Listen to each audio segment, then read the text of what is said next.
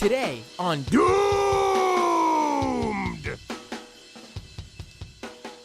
There is a saying in the WWE that anything can happen in the World Wrestling Federation.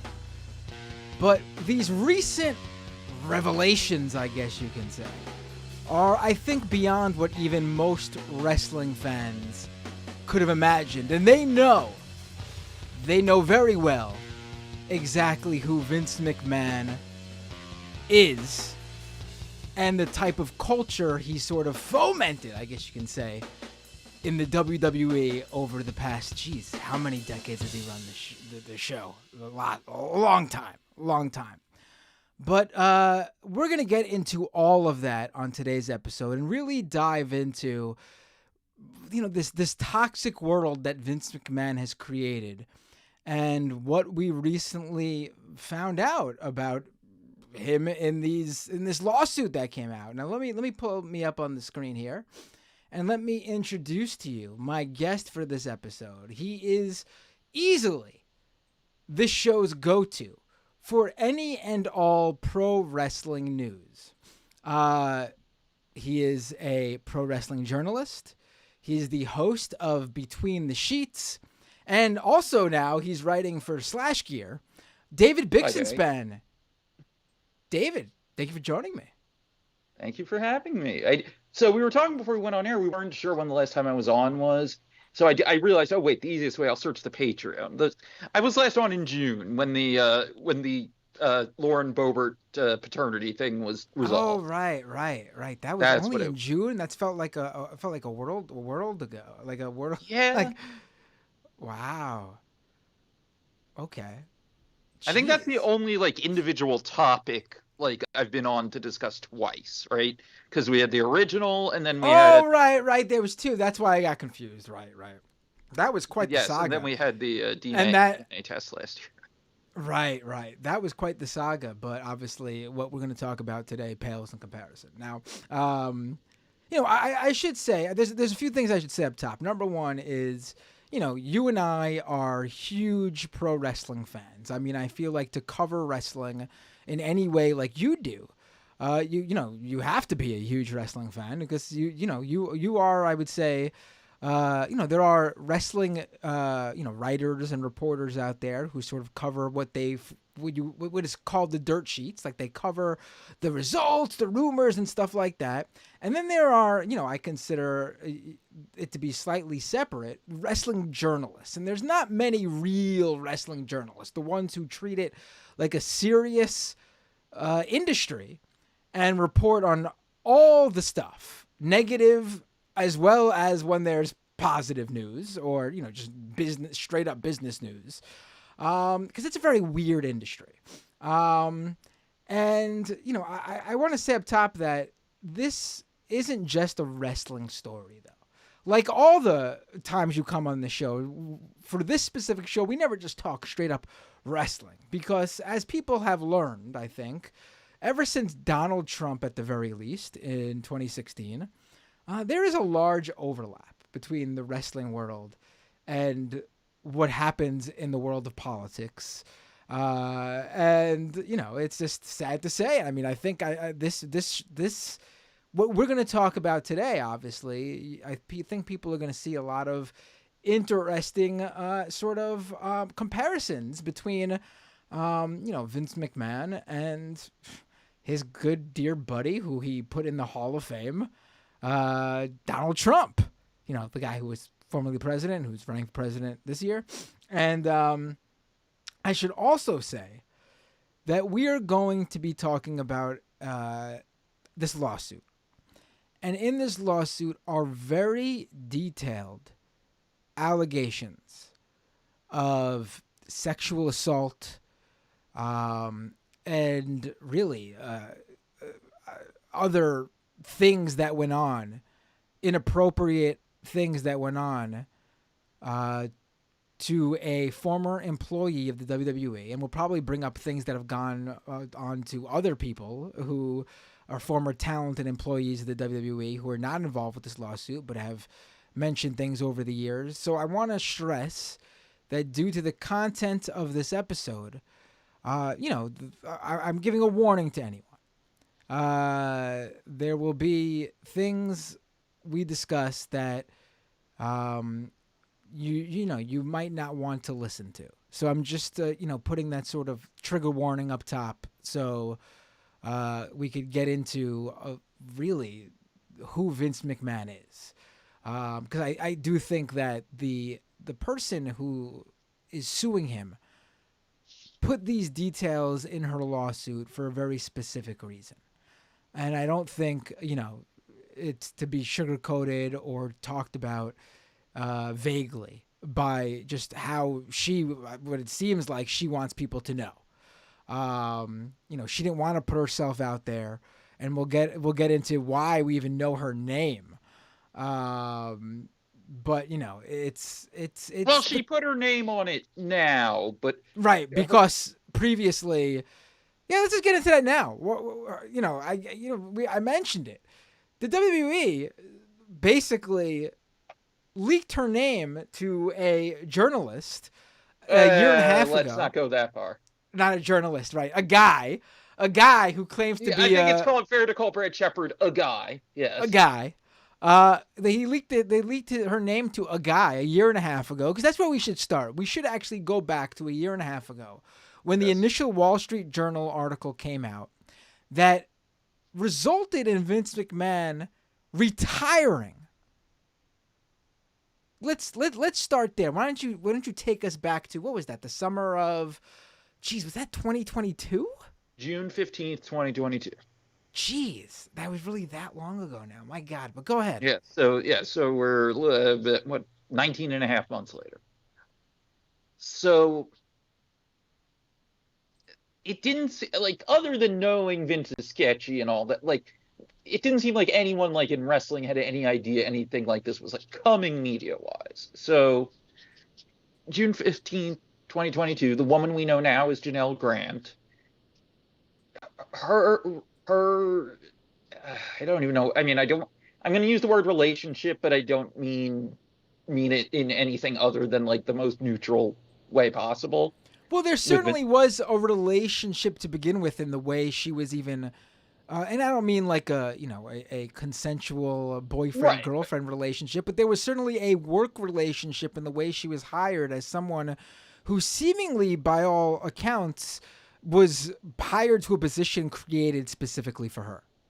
Right. So we didn't even really have all of those details a year and a half ago, though. We had some of them.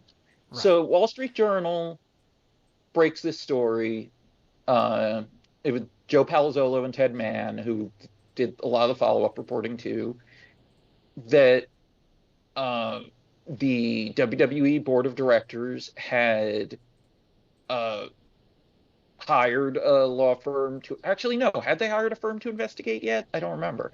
But that they were looking into at least NDAs that Vince might have had with women and settlements he might have paid that should have been reported in SEC filings. Right now, as we sit here, it's unclear who actually paid the money, because first they said Vince, then they said it was Vince, but it should have been reported on the books because it materially benefited the company. But in the complaint for the lawsuit, Janelle Grant's lawyer includes information that was on the wire transfer that makes it seem like it came from WWE, according to the NDA, which was filed as an exhibit to the new lawsuit. So who is Janelle Grant? And so what we learn at the time, we don't know much. At the time, if I recall, the big revelation is that Vince McMahon had paid out a number of settlements to women over the years using corporate funds, that was a few weeks later that we found out about the other NDAs. Oh, wow. So I have my timing off even. That's how insane this is, right? Yeah, I'm pulling up actually the original journal article to refresh my memory.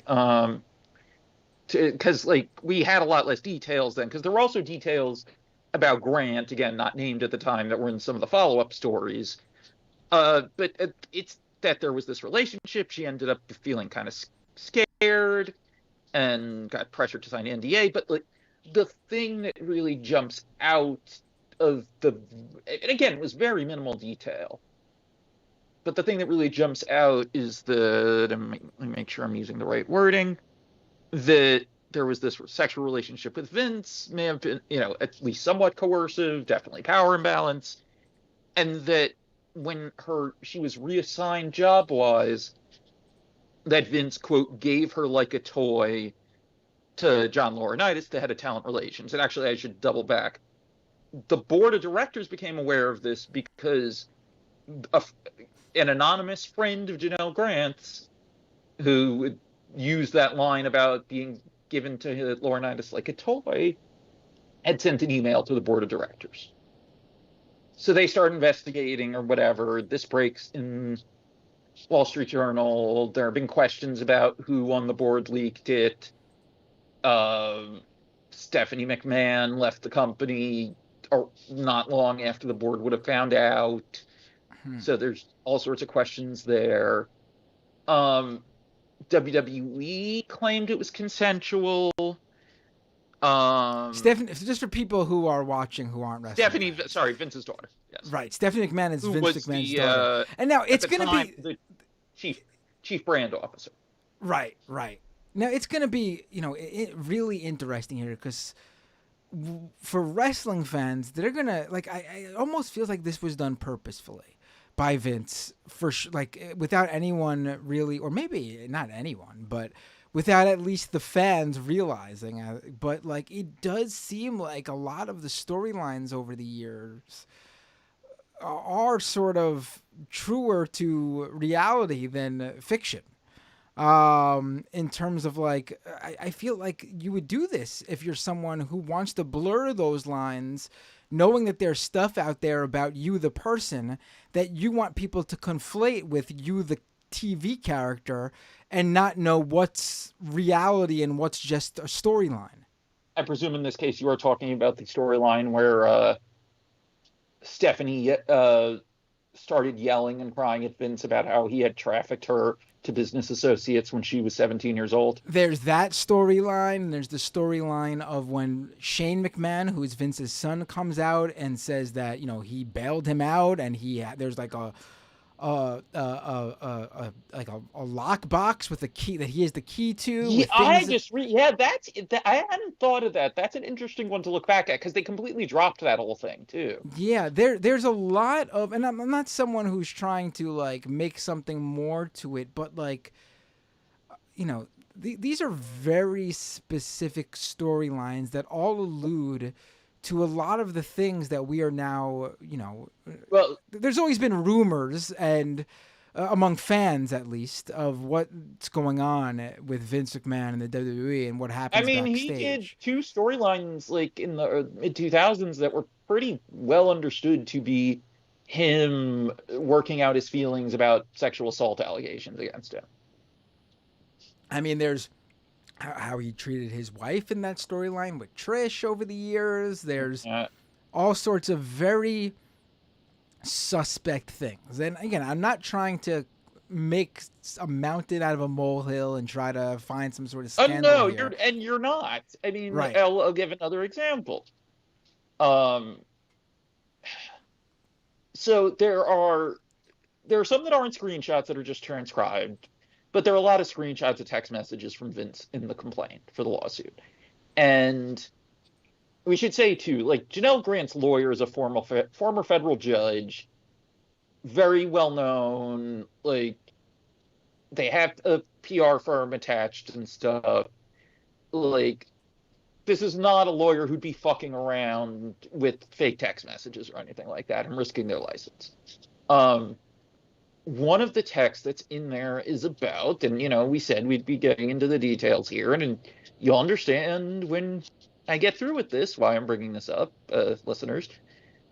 There's one text where Vince goes off about how he wants her to be raped by 3 black men with giant hard cocks. And here's why I'm bringing it up. God, that's almost 5 years ago now. So 4.5 years ago, there was a story. All of a sudden, there was this weird run of storylines in WWE that appeared to be like leaning into like quote unquote cuck stuff. And eventually it ended up to where, so I guess I'll use their WWE name. So Rusev and Lana, Oh, your right. real I life forgot about this. Yes. real life couple, but we're also together on screen. Um, I've been trying to find where it was said, but it's been said in the past, and it's well understood in various places. But like I think it was Dave Meltzer, Wrestling Observer, who had actually said it in his shows, on his podcast, or in his newsletter, something. Uh, Vince McMahon was convinced that like Rusev was not handsome enough to be deserving of this attractive blonde woman, and at times wanted to like find ways to break them up in real life, and What? that's why like at times. Oh, I you didn't know never about, heard I didn't this? hear about this. Jeez.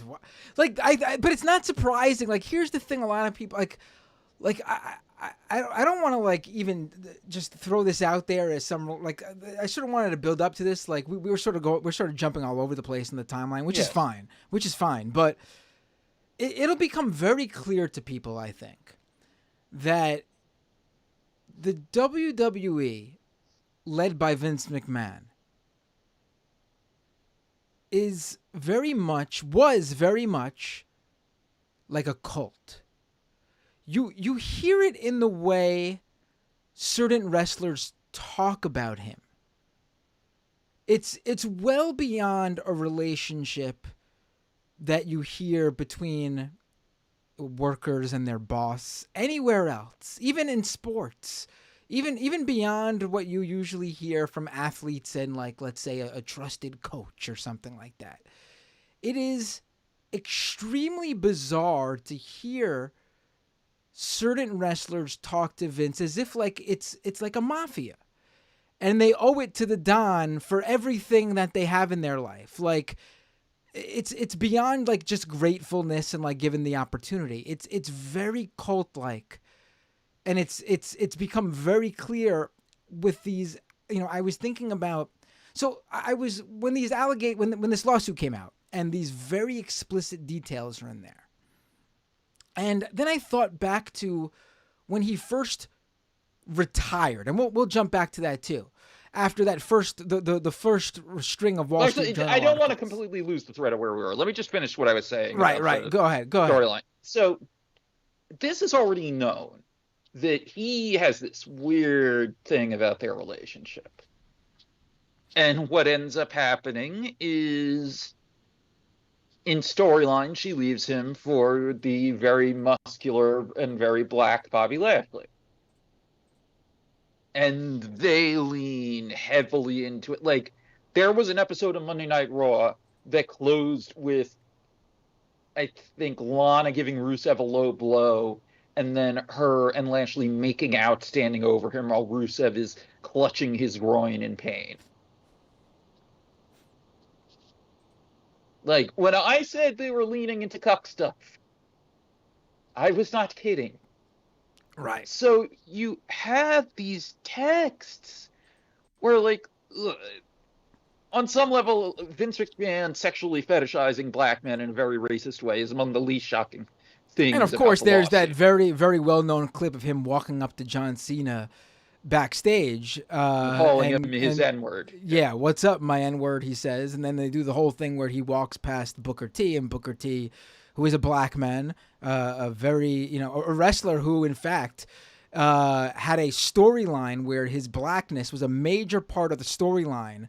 And Yes. Triple H, who he was facing at WrestleMania, who was the heel in this scenario, the bad guy, it was a storyline that Triple H was basically saying that Booker T cannot win the world title because he can't be the guy, the face of the company, because of who he is, a black man.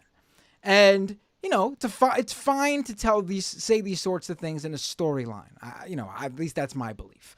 But the whole payoff should then be that Triple H, who is the bad guy, was wrong. And Booker T ends up winning the world title at WrestleMania in a big, fantastic moment. Crowd goes wild. But the WWE, led by Vince McMahon, went with, No, Booker T lost that feud. He loses the big match at WrestleMania. Triple H was right. Booker T could not be the man. It's also, don't forget, uh, there was a running theme throughout all of the major, like the top matches on that show, where basically all of the top matches on that show ended after whoever won hit their finishing move for the third time. Triple H only had to hit his finishing move once and then waited like 20 seconds before covering him to get the pin. Like, I will see, like, if this is not an unusual occurrence, you will see black wrestling fans who are still so justifiably upset about that they have the exact number of seconds he waited committed to memory. Right. And again, for people who aren't wrestling fans, you have to understand wrestling isn't like show business in like the movies or TV shows where like a script is a script. Things are written for the good of a storyline, the screenwriter's vision or whatever. No, in the WWE, the storylines are written in a way that basically punishes guys they don't like and creates superstars out of guys they do like. And the storylines are written in that way. So this isn't like, oh, this is just a story for TV. No, it's not like that. You're very much seeing, like when someone wins the world title, it's their way of saying, thank you to this guy for, being the guy we want you to be. And you will now be the face of our company and make lots of money. And when they don't pick you to be that guy, they're basically saying, we don't have faith in you. It's not like movies and TV shows where you just write a story for the good of storytelling or whatever, and then you just find the best actors for that role. That's not how wrestling works. And they had a complex about if you did connect with the crowd and, in wrestling parlance, get over on your own. In WWE, it was resented. Right. Most of the time. The best example is, in WWE, Zack Ryder, but Matt Cardona. He was floundering, barely had anything going on. And he decided he was going to start a YouTube show. And this is over a decade ago, just to get a feel for that. This is like 2010, 2011. And he had a custom belt made to make him the internet champion, and he got really grassroots popular, and it clearly pissed them off. Right. And they ran with him a little bit, oh, hey, what were we just talking about? No racial element here, but the storyline, ends up, it's like he's John Cena's friend, and then basically gets cuckolded by John Cena. Right. Where the Eve Torres, who was sort of Ryder's girlfriend in storyline, but not exactly, ends up making out with Cena, and then Ryder's in a wheelchair and sees it. It was just this whole weird thing designed to just make him look like a geek. Right. So it's that's an example of that kind of thing, and reprisals and all that. Right. But so anyway, I think this was actually a good discussion for people who, again, this is a show that's not for a strictly wrestling audience. So for people to really get an understanding of how this business works and how these things matter. But let's actually start so we don't jump all over the timeline again. Let's go back to that summer of 2022 when Vince McMahon, after these Wall Street Journal articles that allege that at the time the woman who we now know her name is Janelle Grant, but at the time she was anonymous, these allegations that came out via a friend of hers who reported to the board of directors at WWE, and then the Wall Street Journal continued reporting on it and found out that there was tens of millions of dollars paid out to various women over the years by Vince McMahon using the publicly traded company's funds. Which, again, we're not sure about because the claim was it wasn't, but it should have been reported on the books anyway. But now we have this lawsuit saying that the address on the wire transfer was the headquarters and that it said Vince McMahon, care of World Wrestling Entertainment. Or no, it said care of WWF. It didn't say WWE. That was... But... So it's it's hard to know if they were ever actually telling the truth about that. Right. So it's that's murky. But she was given basically a favor hire job And it was obvious to people who worked there that something was up. And, reading the lawsuit, at first I'm reading this thinking, like, why did they make this so obvious? Like, if you're trying to keep this a secret, why do you make it so obvious that this is not a real job? She barely had any work, etc. And then it was on, what do they call it? I think the name of the podcast is Collision Course on Post Wrestling, their recap show for AEW Collision. Kate from Montreal, who's one of the hosts, she had a great point when they were talking about the Vince stuff the other night. It's by design so that she is resented and ostracized from her coworkers. So she doesn't have a support system at work. Right. And I thought that was a great point I hadn't heard anyone else make. So, we don't really know all this a year and a half ago, but it's this weird situation where we have these very minimal details. She's not outright saying not she. What we know is not outright saying anything about coercive control or assault or anything like that directly, but we have that thing about passing her like a toy. And that was just kind of sticking in there. Like, there was always this implication that this was much more than just a power imbalance, but we didn't know for sure. And really, we didn't have much in the way of detail until, last week. So Vince McMahon, again, I'm trying not to get ahead of ourselves here. So Vince McMahon retires in the summer of 2022. I remember seeing, I bet it's still the most recent tweet from him. I remember seeing his post on Twitter and it being so bizarre. And he was just randomly, I just suddenly decided to retire. Yeah, at 77, time for me to retire. Thank you, WWE Universe. Then, now, forever, together. Hashtag WWE. Hashtag thankful. This is July 22nd, 2022. This is Vince McMahon, the most egotistical guy, the guy with the most bravado you've ever met. The guy, his famous strut. Really, he's just going to come out and just post a tweet at 77.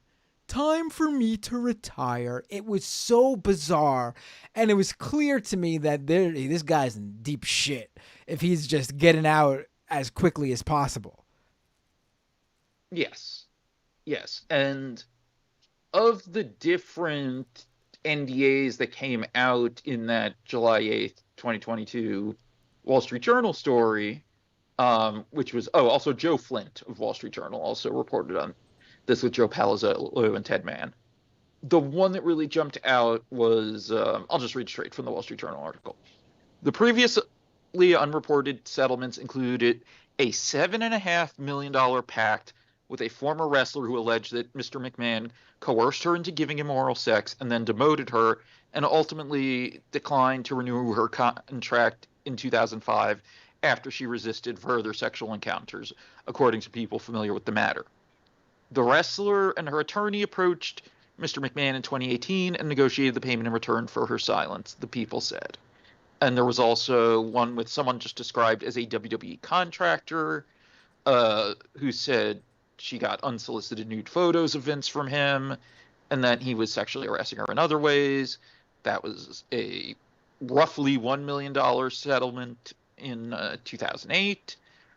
Also in 2006, a former manager who worked 10 years for Vince before he allegedly initiated a sexual relationship with her was paid $1 million to keep quiet about it, according to people familiar with the deal. And then, as far as we knew, what we know now is the Janelle Grant settlement was $3 million.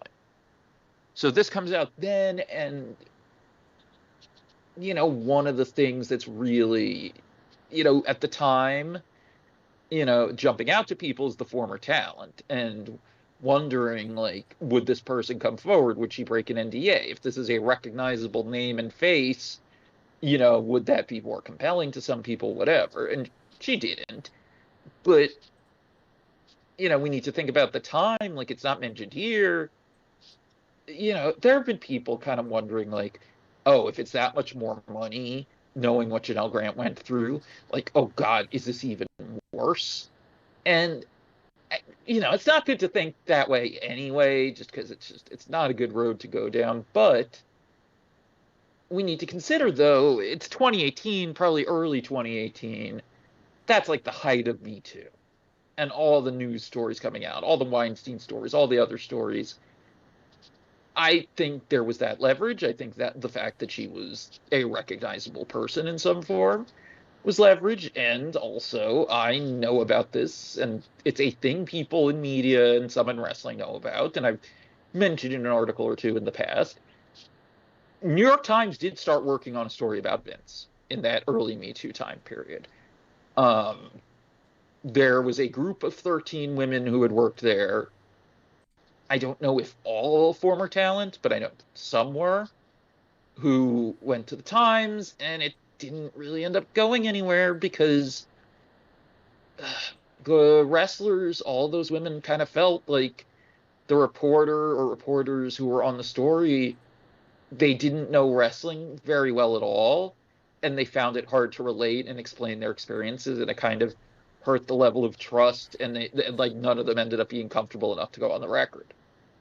Right. So the story never happened. That is a major barrier, and I think it's one, like, I talk about on my other show, Scam Economy, how a lot of the crypto industry, in order to get away with what they do, they make things unnecessarily complicated. Yes. So then they could just say, you just don't get it, what's going on here. Now, I think there is actually... I mean, it's like fucking Theranos, too. Right. I think there is some truth to, you have to sort of understand the wrestling industry to get what's, why people would be uncomfortable with sharing stuff with someone who doesn't get it. But the truth of the matter is, unless you're those people who I understand why they would feel uncomfortable talking, but like, also, like, that's also something instilled by, for example, Vince McMahon. Like, it's not complicated. It's not okay to rape or sexually assault someone in wrestling, just like it's not okay anywhere else. But for some reason, in pro wrestling, so much is sort of swept under the rug as, oh, it's just part of this really weird industry that's unlike anything else, but that's not the case. There are some things that are just wrong and obviously illegal, no matter what it is, like what industry you think you're working in. It's just plain as day. Like, and that's why I think, like, so much has gone on in wrestling over the years that people thought they could get away with, because they could just say, oh, this is our industry is a little bit like, rock and roll, touring all the time. Our industry is a little bit like an industry that doesn't even exist anymore, with like carnies and traveling circuses and stuff like that, because wrestling really is the last of that aspect that still really exists in a mainstream way. I mean, I can't think of a circus or a strongman competition or anything out there, a freak show or anything out there that pulls in the billions of dollars the WWE does. There's nothing even close to being at that level. It is like somewhat of a standout in that sort of aspect, but it's still the just a business. Circuses don't exist anymore either. Ring Brothers doesn't exist anymore. It came back, actually, but without animals though. Okay. It's more like a America's Got Talent thing now. Okay. Huh. So wait, does Cole Brothers Circus, do they still have animals? I got no idea. I know I kept going down this road right now, but Big Apple Circus exists. But they don't have animals anymore. They have dogs. They have like a dog section of the show. I know because I took my kids. But they got rid of all their animals too. I think circuses are trying to. Oh, it only relaunched last year. Okay. Yeah. This is all new. Ago. Ringling Brothers. Yeah. This is all new. But my point is that, like, there's this. Wrestling has used its very specific sort of lifestyle It's a different world you don't understand. Yes, as an excuse. And I get why someone would be uncomfortable to talk to someone who doesn't get that world, but also the perpetrators, the predators, have used that to their advantage. They've used that line of this is a complicated world to their advantage. To be able to get away with things and say, this is just how this industry works. I mean, we saw some of that with the Harvey Weinstein things in terms of Hollywood that came out. But, you know, we even learned that there were a number of people who over the years basically put their foot down and we warned people away from him or said don't, like famous actors who said, like, leave this person alone, stop this bullshit. There is no sort of, at least that I've heard of, anything like that in the WWE. Vince McMahon, it's a cult. The wrestlers who came up under Vince look at him as a father figure. And this includes some very progressively minded wrestlers who I was shocked to hear defend him when he retired in the summer of 2022. People who said I think Bryan Danielson, for example, said, good people do bad things or something like that. That was his defense of him or something like that. And it's like, why is everyone so defensive of this guy, knowing at least even bits and pieces of what he's done? Or like it's unbelievable. And even now, when people speak out against him, you get people who sort of mealy mouth will tell like a specific story that they think maybe won't get them in trouble because it's so off the wall that they could just say that's why they told the story. Or you get the guys who know their wrestling career is over and that's why they could come out and tell these stories. Yes, I'm trying to find, I know I tweeted at some point and checked off the things that fit one of those signs of a cult checklist things about WWE. I'm trying to find it, but I mean, I really think like this is a scenario, and it's happening. You see the fans' reactions to this stuff. At least the most, the online internet savvy fans who really like get into the machinations of the business, like deep into the machinations of the business. I mean, I'm seeing tougher stances against what we're hearing from fans than we are from people who worked directly with the people who were victimized. It's like, what's going on here? Like, it really is bizarre. Like, for example, The Rock is a huge movie star, huge, one of the biggest. He's got to have hundreds of millions of dollars in cash. Not talking tied up in, a paper billionaire like some of the tech CEOs we talk about on this show all the time. He's got to have physical cash in the hundreds of millions of dollars. Yeah. And the dude was used just last week. That, without a doubt in my mind, he was used by Vince McMahon, knowing this was going to come out. So what happened last week was... So we don't know that. We don't know what advance warning they had about this lawsuit, if any. I mean... or at least that it was coming when it specifically did. Because the Netflix deal, The Rock joining the board... No, I know, all but this what stuff, I was saying... all the same week of the Rumble, all this stuff happening at once is very suspect to me, honestly. It is, but... we don't know, because one of the things that precipitated the lawsuit was Vince stopped paying her the installments on the settlement. And that, invalidated the NDA. But we don't, and that was a year ago, he was supposed to pay. So we don't know, had they been in communication, etc.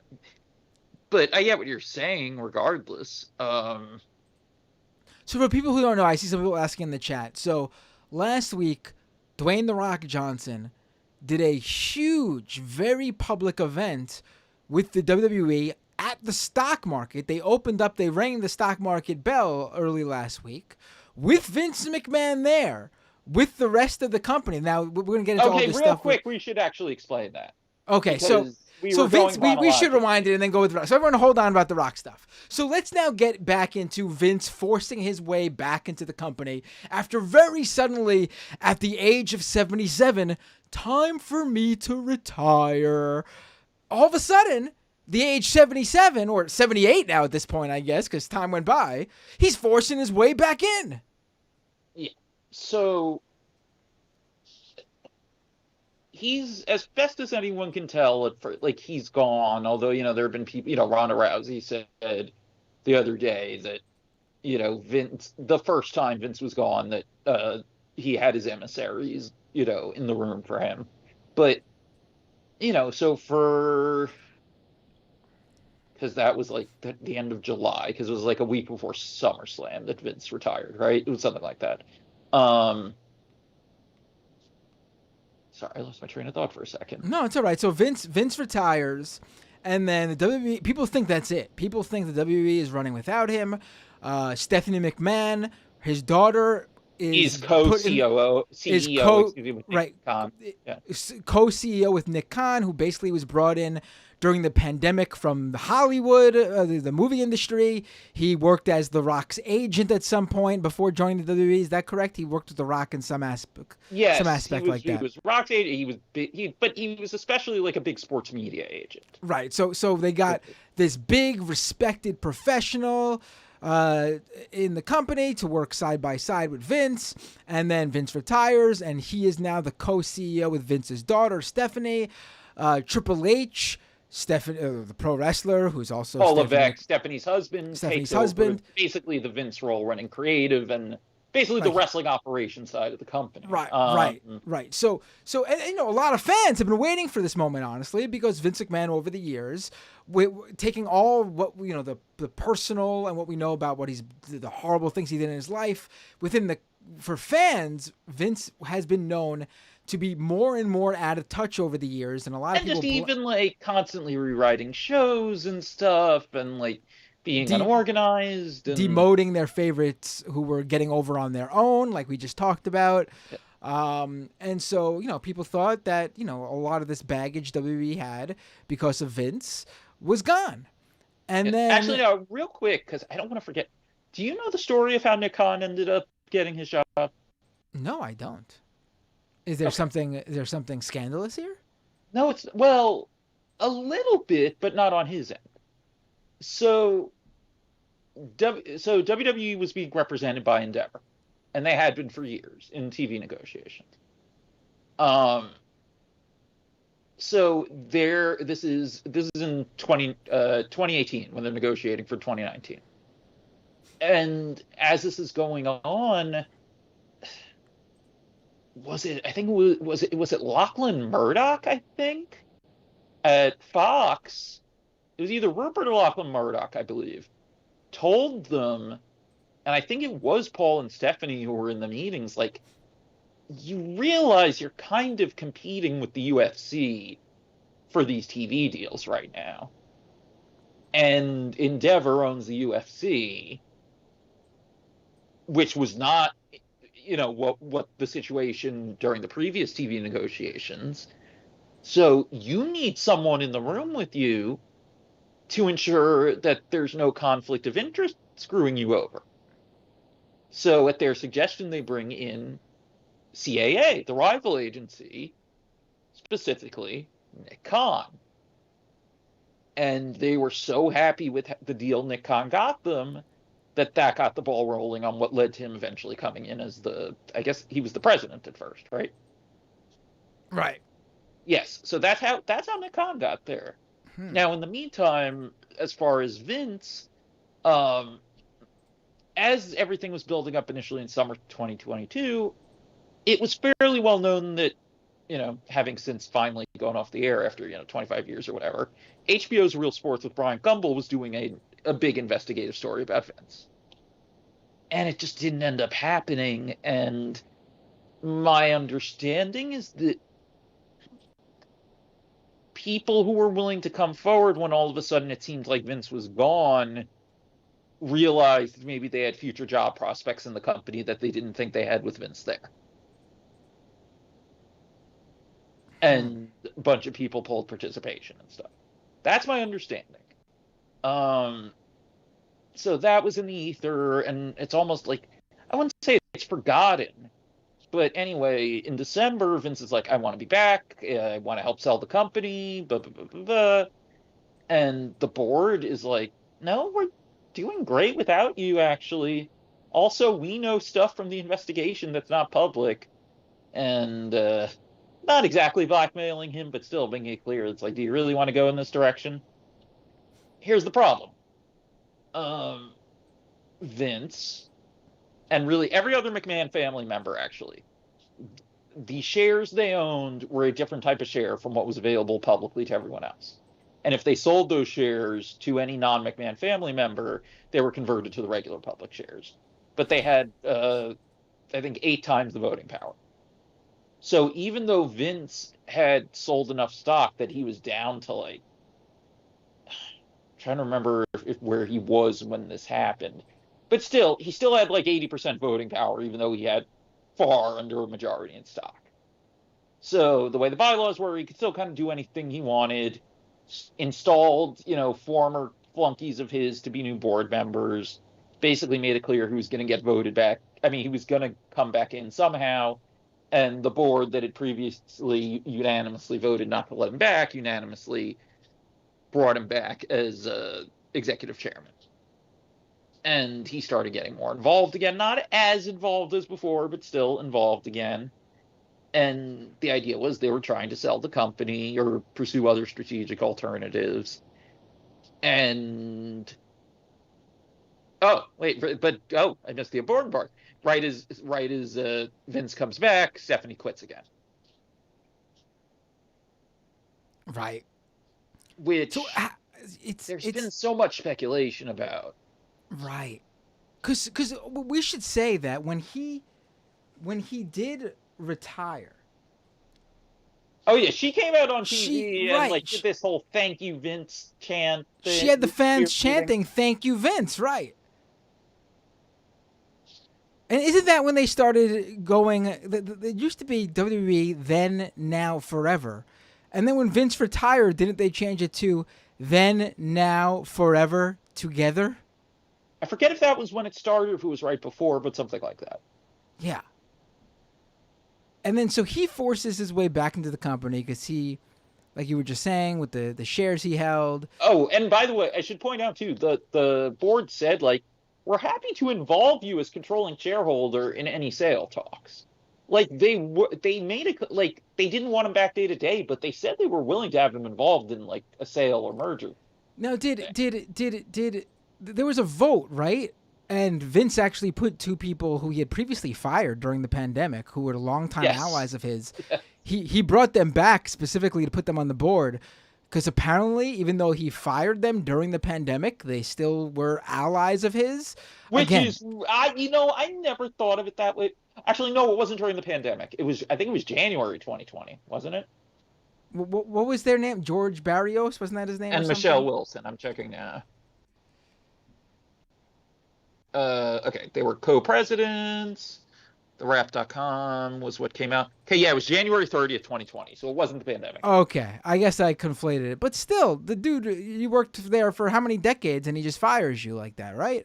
He would certainly no longer be an ally of mine, if you know what I mean. Like what did they get out of this? I mean, they went on to run a venture capital firm, though. They're doing fine.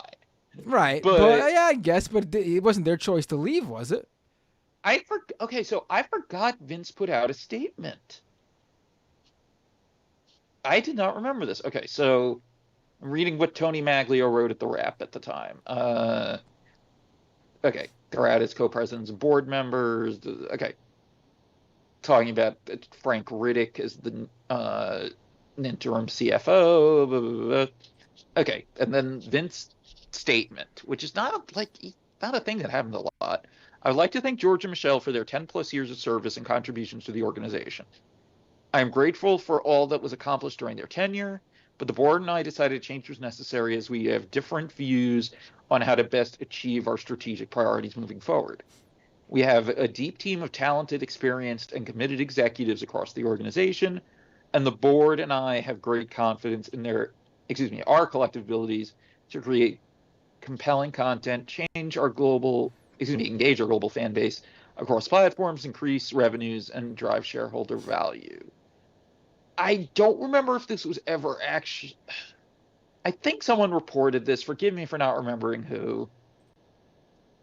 I believe what ended up coming out was that they were opposed to the move of de-emphasizing WWE Network and starting to sell the rights to the content to other streamers.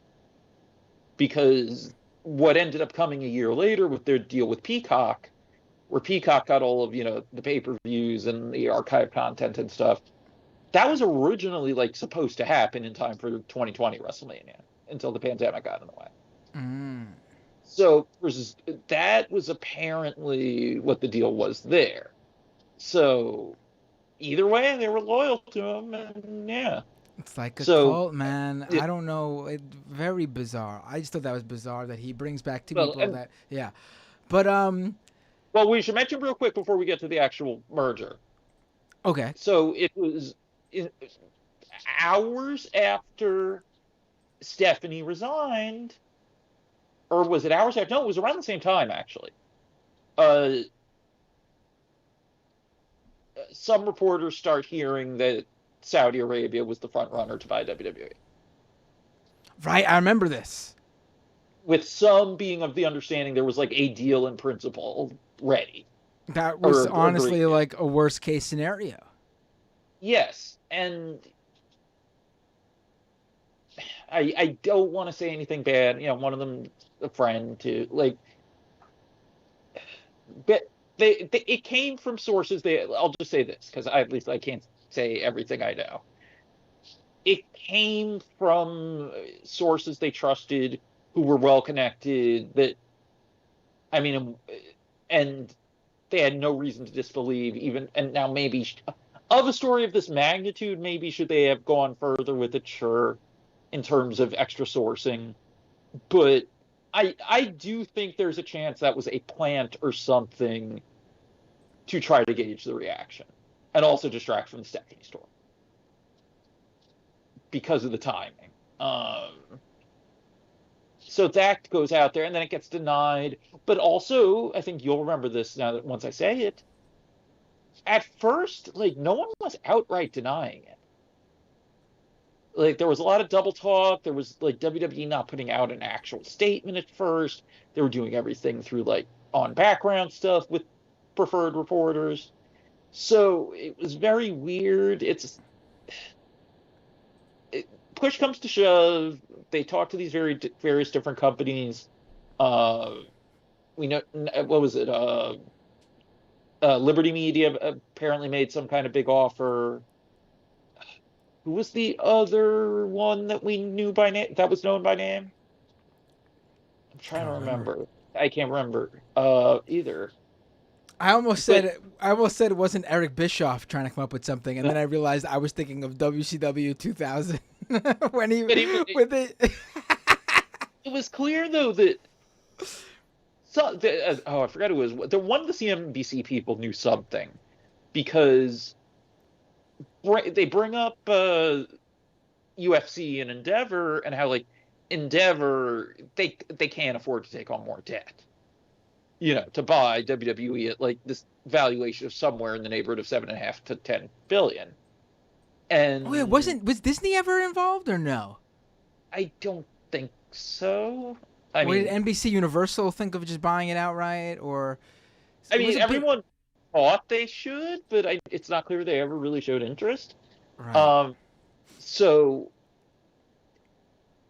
yeah. So what ends up happening? It is pretty amazing that you have this $1 billion industry, at least $1 billion company, I should say, that has they print money. At this point, they are never going to go anywhere, no matter what happens to them. I'm convinced, because there's just a built-in fan base there in the tens of millions at the very least who will not go anywhere. Because there's nowhere else to go. Even with new alternatives like AEW, for example, they're nowhere near as close. Yet because of this aura around. It's not like anything else. It's kind of carny. It's a little bit wacky. Nothing else like it exists. These big companies that would be fighting over who throws them the most money are deciding that they don't want to really get involved because it's wrestling. It's so bizarre. Yeah. So what ends up happening is they merge with the UFC.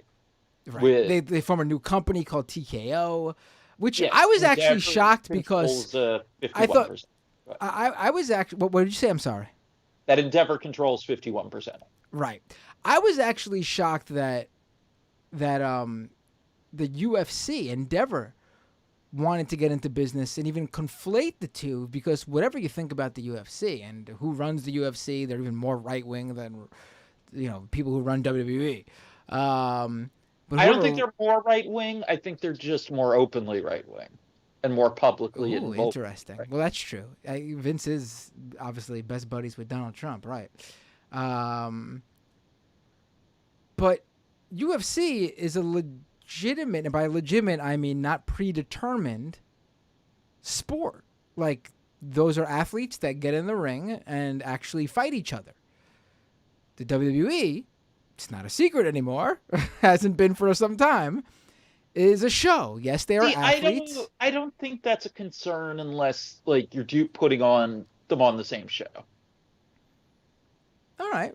I would honestly just be concerned with if I ran a sports league, I'd be concerned with putting both. I'd be fine getting into both businesses, but I would keep them separate. I wouldn't put them under the same umbrella. It's a sports league that's run like a pro wrestling company.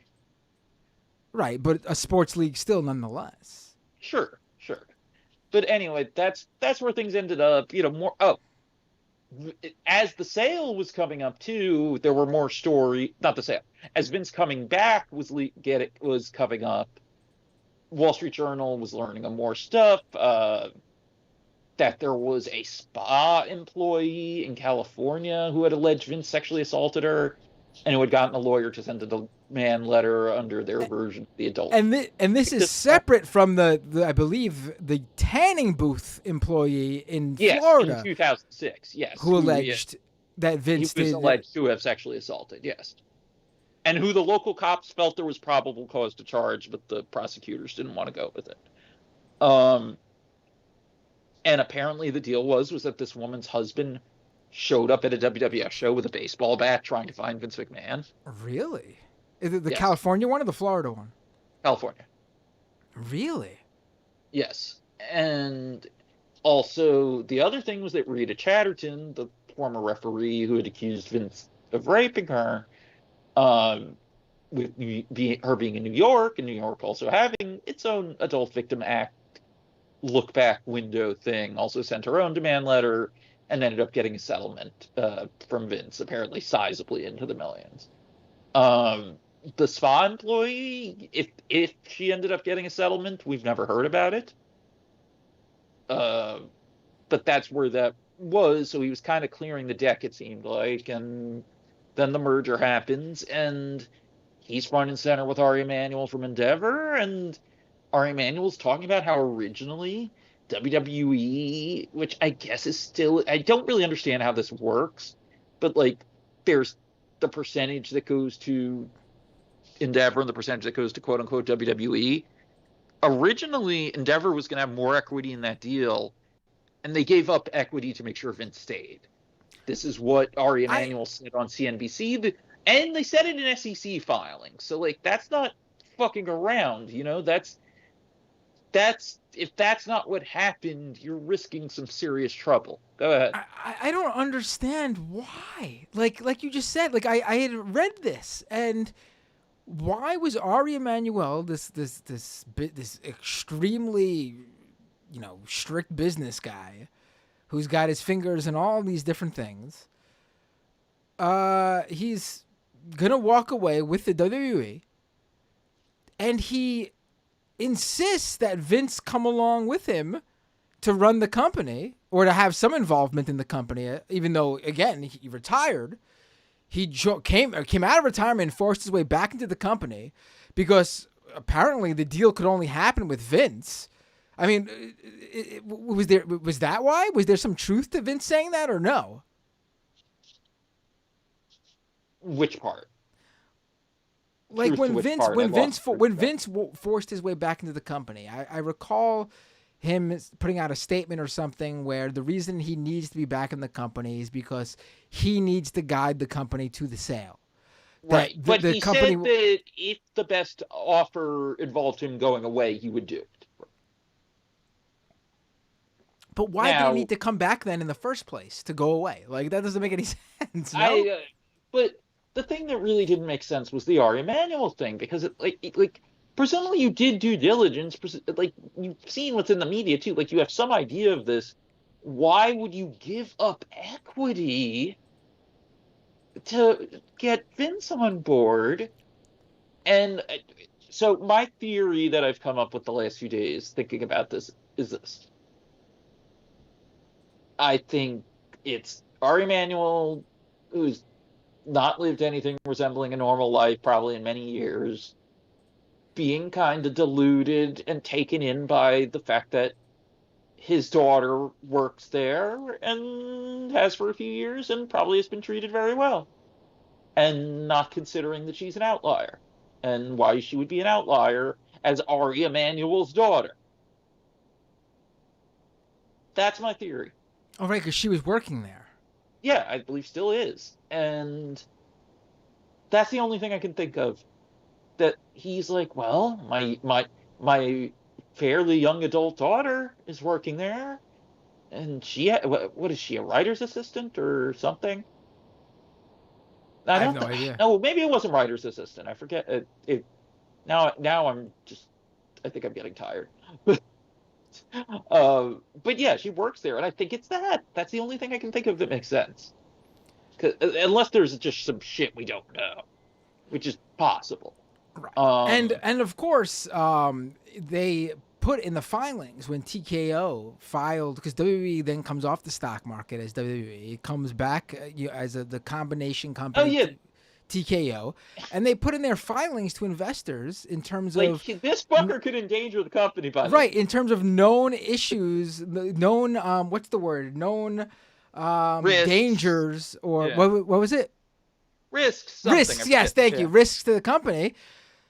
One of the fucking major risks to the company, they say in the filing to stockholders, is Vince McMahon. That having Vince McMahon be a part of this company could be a major liability, depending on, what comes out. Like, they knew something was amiss here. And now as we're going to, obviously, I said it up top, we're now at the point in the timeline where we're going to get a little bit deeper into this lawsuit. So again, a warning to people that we're real quick, there's one other step, actually. Oh, really? That almost immediately after the merger closed in September, that Vince was basically out of day-to-day, which was not the original plan. So that was the other thing. Did they find something out? Because it's like, some people were saying, oh, the grand plan was always to push Vince out and just have him be a mascot. No, because they gave up all this equity to get him to stay. So clearly there was some idea to genuinely want him to stay, but something changed, presumably, during the 5 months of due diligence. That's the only way that makes sense. So, I gotta ask, why did Vince? Because this was Vince's idea to sell the company, right? Like no one else wanted to. What do you think this was? He knew this was all going to go down, and he wanted to cash out. Like he envisioned, like he played everyone all along. Because I'm going to jump a little bit ahead now, but a couple of weeks ago, the dude sold almost 3/4 billion worth of his shares just out of the blue. Correct? He walked away with like $700 million. Correct? Well, they had done this thing where because they claimed it was because of his age, they were going to allow him to sell stock right away and file paper. And this, I was going to let people know, this is just like a couple weeks before the lawsuit comes out. Was it that recent? I thought it was closer to when the merger closed. Was it? I think so, unless I just missed a more recent one. Oh no, you're right. You're right. My bad. This was November. That's not that long ago though, but November, yes. So basically, right in the middle of the merger closing and that. Right. So he just randomly said again. The whole thing was to bring him back to be part of the company. They, the merger happens. They go on the stock market, and he sells $700 million worth of shares. I mean, again, I don't think that changes the calculation that he knew something was going to eventually happen very soon. Well, he had to have some idea because he had stopped paying the installments on the settlement. Right, that's true. Right. Which, I mean, it hasn't been said outright, but the assumption is he thinks she broke the NDA to go to the Wall Street Journal or something like that. Which, as far as I know, is not what happened.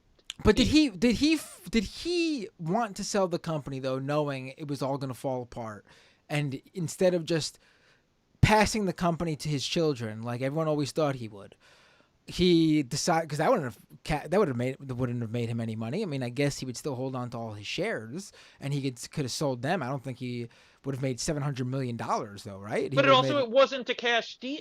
I mean, that's the thing though. They didn't actually sell the company. Like, this was not a cash deal. It was an all-stock deal. Yeah, but doesn't he make up more money? I mean, $700 million just for him? This isn't like, oh, the company made this much. He would have made a lot more money if they sold the company for $8 billion cash. Well, wouldn't he have to dole out a good portion of that to people? Like, he sold it for... He just got $700 million. What would the split be? Yeah, that's a good question. I'm not sure. Personally just got $700 million and still holds a ton of shares. Yeah. So, but anyway, that's where we sit, that he's not really doing anything. He's mostly just a mascot. He is being brought in to negotiate, like, Saudi Arabia-related stuff. Like, he helped broker the UFC Saudi Arabia deal. But that's about it. He's not really doing anything other than that. He'll do the mascot stuff. Like, he's the one ringing the bell at New York Stock Exchange last week. And then this lawsuit comes out.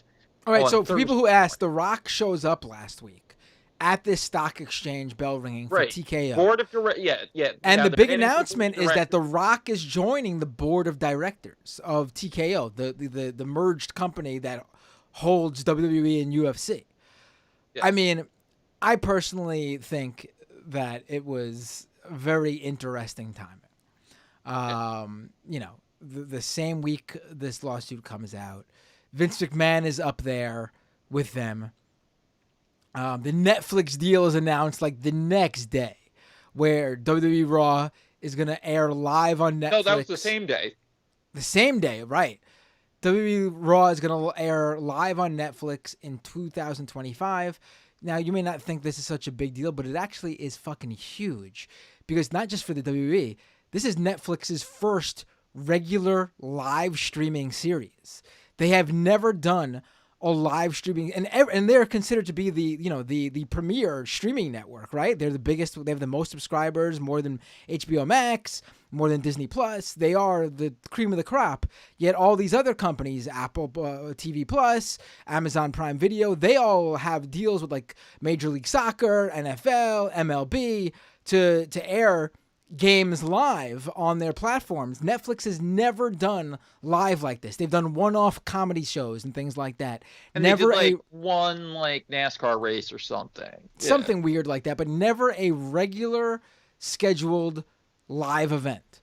And so this is like a big deal for Netflix to be doing this. So like the WWE could have technically screwed Netflix's whole big thing too, if this lawsuit ended up friggin' screwing up with them. Yet, they don't. Yeah.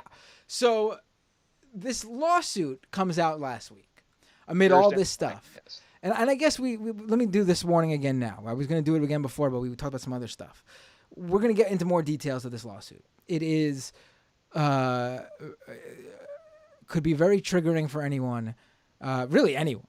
But there is. I mean, I'll just say it. Like, even if you haven't been through that kind of trauma, it is still highly disturbing and upsetting. I was shocked to hear some of the details, not because I thought better of these people, but because of how open they were about sharing this stuff. Like the shocking details are actually all laid out via text messages allegedly from Vince McMahon. I mean, I'm saying allegedly because it's a lawsuit, but the lawyer who has taken this case on, Janelle Grant's lawyer, is a well-respected lawyer who's taken on a number of big cases before. It seems like she would not take. We should say her name. Ann Callis, yes. Yes, former federal judge. Right. It seems like she would not take a case like this unless all the ducks lined up in a row. Everything made sense. So clearly they've very likely checked these text messages to make sure that they are corresponding to the Vince McMahon's number or a number that belonged to Vince. Yes.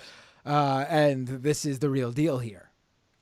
Yes. And so we all learn of it with a story in the Wall Street Journal, on their website. I think the print version was the next day. I haven't asked anyone this, but I'm assuming they had been in touch with the lawyer, and they basically had this with an embargo ready to go once the lawsuit was filed. Because once, I read the article and started checking, okay, where is this? It wasn't coming up on the federal court, site Pacer, but if you went to the individual, District of Connecticut site, you could find it, which usually, that's what happens when a thing's just been filed. It hasn't just fully populated on the search across, nationally yet. So, the fact that the article went up and it still wasn't searchable nationally means it had just been filed. And a lot of details were in the Wall Street Journal article, and a lot of the more colorful, awful ones. But the 67-page complaint is even worse.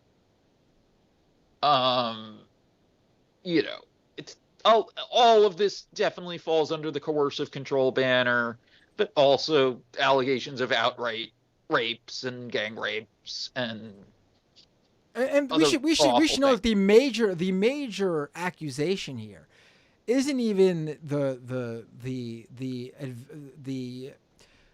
the sexual assaults allegedly from Vince McMahon himself. The major allegation here that I think is going to really get him into a lot more trouble than anything else that we've yet to see. Yes, we didn't say this yet. Yeah, is sex trafficking. Yes. The major allegation here is that Vince McMahon was sex trafficking this woman to people within the company. John Laurinaitis, we mentioned earlier, who is a co-defendant. Yeah. Co-defendant, major WWE executive, previously was. If you watch WWE or watch Total Divas, which was a show that actually transcended beyond wrestling fans on VH1. Or Total Bellas as well. Total Bellas. It was a reality show following some WWE female superstars. This guy is known as being the Bella Twins' stepfather. Yes. He is alleged to have been the main guy that Vince was trafficking this woman to. And then there's further allegations that Vince McMahon was including basically sexually assaulting this woman as part of deals to get people to sign with the company. Like, oh, here's your compensation package, which includes this payment, this this guarantee. If you think this woman is attractive, I will make her have sex with you. We'll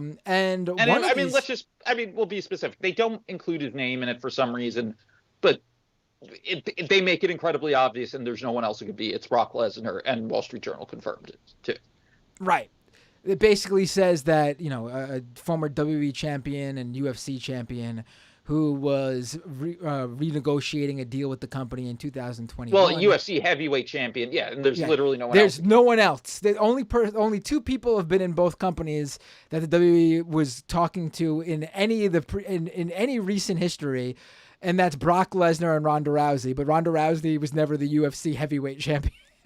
Right, and Cain Velasquez had briefly been in WWE, but he wasn't there anymore by 2021. Right. So, let me pull up the text about Lesnar, actually. Where is that? Let me search, I guess, for UFC. Because I don't know if that one has the actual screenshot. Okay. Wait, no, that's in the introduction. Or I guess, oh no, I need to search for Superstar. Well, while you do this, we should mention more, and I don't think it's necessary, but I do think it really drives home just who they took advantage of, because they knew they could take Yes, advantage of we need her. to talk about the grooming and the taking advantage Yeah. of So her. Janelle Grant, what we know of her is that it's a very sad story. She Well, apparently I mean, we should was even start with this. We don't know exactly how old she is, right. but There's a single photo of her she's that's gone around, and she looks fairly young. she's younger. She's significantly younger than we thought she was. I mean, they talk in the lawsuit about how she had never had a job before this. Right. She had been taking care of her sick parents, correct? That was her entire life. Yes, And then and they passed away, and she there needed was to a bankruptcy. They lost the family home. Like right, and she it's needed to figure it out. She needed a job, she needed to make money, and she did not have time to look for a job, and she had no experience. yes, and she went to her best friend, who was the resident manager of her apartment building, which is the I think now former, or they took the name off the front, but it's Trump Park, Stamford, Connecticut, a Trump building. And I'm gonna mention it because Amazing. people keep It's a Trump. asking. This all started with a Trump building. Amazing. I'm gonna I mention it did because not people know keep that. asking. We don't know the situation of how she was there and affording the building. It doesn't matter. It would be nice to know the context, I guess. But since people keep asking, it's like no, no, we don't know how she was affording living there without a job or whatever. Hold on, there's someone in the chat saying that she's 41. I don't know where they're getting this number from. I just looked it up. I don't see. I see a bunch of those weird like biography and net worth websites claiming she's in her 40s, but I don't see any reporting from Like I'm any. sure, like one of our friends who has LexisNexis access would be able to check, but like there's nothing. Yeah, there's nothing that's been definitively out there. Right. Again, though, I And don't think that's entirely really relevant. but the fact they're saying it's her first job and stuff, Right. that she had no actual real work history, Right. um, is important regardless. As I'm trying to find, where is that text about Lesnar? Oh, here we go. I found it. Okay, it is okay. It's not even a screenshot. It's a picture of her phone. Here's what redacted Lesnar said after I told him that part of the deal was fucking letter U. LOL. That's your turf. She will be ruined after me and leave your ass. Plus, after me, your tool won't fit anymore. Laughing, crying emoji 5 times. Jesus Christ. So I that's mean, apparently Vince copying and pasting a text from Brock Lesnar. okay, so we should also note that all these are all texts from Vince, and there are a number of things that he texted claiming to be from other people, but we actually don't know if they said this or not to him. No, We and don't it have is this is mentioned. this is all from Vince himself. Like there's also in the allegations a tale Vince told where he showed nude photos of her To the to technical crew. the Yeah. technical crew, and he claimed they were all commenting on her body and things like that. And again, we don't know if this actually happened. This is all according to Vince McMahon via And these her text lawyer even messages. says that, to be clear. Like, her lawyer is upfront about the fact that it is entirely possible that the things she only knows because Vince said them are not true. It's possible they're not true, and he said it to fuck with her head. Like, her lawyer acknowledges that. But as we'll get into, like, the Lesnar stuff had substance to it. So I'm guessing that text is probably real. Right. because Yeah, there's a like good chance. Sub- I mean, yeah, I do Sam's recall. I do recall that yeah. when Vince suddenly retired from the company a year and a half ago, the Oh yeah, reports Brock walked out and backstage were back that out. Brock showed up, heard about it, and walked out in a rage. And at the And time, I had to thought be that was convinced to come back. Yes. right. And at the time, I thought that was very weird. I mean, I knew he was, one of Vince McMahon's boys, and he was close to the guy. But again, I could not imagine that being a reaction to that. Um, people are, saying now that it could have been a reaction to him putting two and two together and knowing what his involvement in this was and how this was going to be coming out. I mean, it's what's very clear is there's more people involved that are not named here. Yes. I mean, well, let me read the long Vince text about his story with the technical crew, because I think people need to hear this to understand just how, like, this is one above all else where I do not believe that this happened. I think this is Vince trying to torture her psychologically. But you'll understand once you hear it. I mean, I'll put it this way. It's like there are moments that are basically, and then everyone stood and applauded. So, right. So this is July 21st, 2020 at 8:59 p.m. I don't think you're going to lose your place because you're going to just read from the things. But you just reminded me of something. I don't want to forget it. Mm-hmm. What really hit me when I was reading this was the dates of all this and how Vince McMahon was doing this to this woman entirely, it seems, or at least via the text messages we have. I'm sure it started before this, but the texts are from the time period where everything is shut down because of the pandemic. He is assaulting this woman, I'm guessing at the offices, when ostensibly nobody else is there because the company is shut down because of the pandemic. I mean, I know they're doing the live events down in Florida at the Performance Center, and only the talent who is involved is in a very skeleton camera crew is allowed to be down there. But for all intents and purposes, the main stuff is either completely shut down or a very skeleton crew. And here he is gallivanting, doing this to this woman. Yes. So here's what he texts her. So I don't know how many shows they were taping it. Oh, no, this was after they went back to doing the shows live, wasn't it? Or was it? Well, no, SmackDown's not on Tuesday, so I forget exactly. But anyway, he's acting as if they're in the middle of producing a show because he's texting this at 9 p.m. on a Tuesday. So they're taping something, I'm sure. I just passed my phone around to a bunch of guys on the tech crew. They were screaming, OMG, she's fucking beautiful. Look at that ass. I'd like to get that. I paused to count how many guys there were. 12. I then said, okay, there's 12 of you, and she would love to fuck each and every one of you at one time. Parenthesis, the guys cheered. But she will only do it if she takes three at the time. Parenthesis. That brought a huge reaction. She wants one deep in her ass, one way down her throat, and one in her pussey pussy. And keep in mind here, even though everything else is a full word, you is always capital letter U. You can pound her and keep on pounding her till you pop your load. You are load.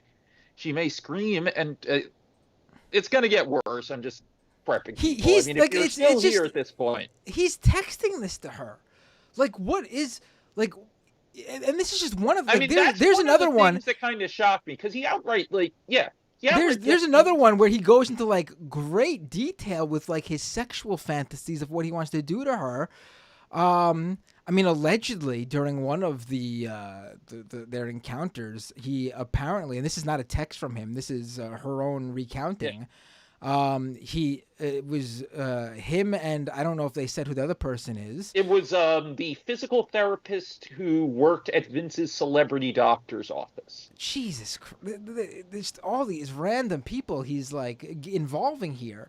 So he's Yeah. he's engaging in sexual assault. I assume this what this is at this point for sure.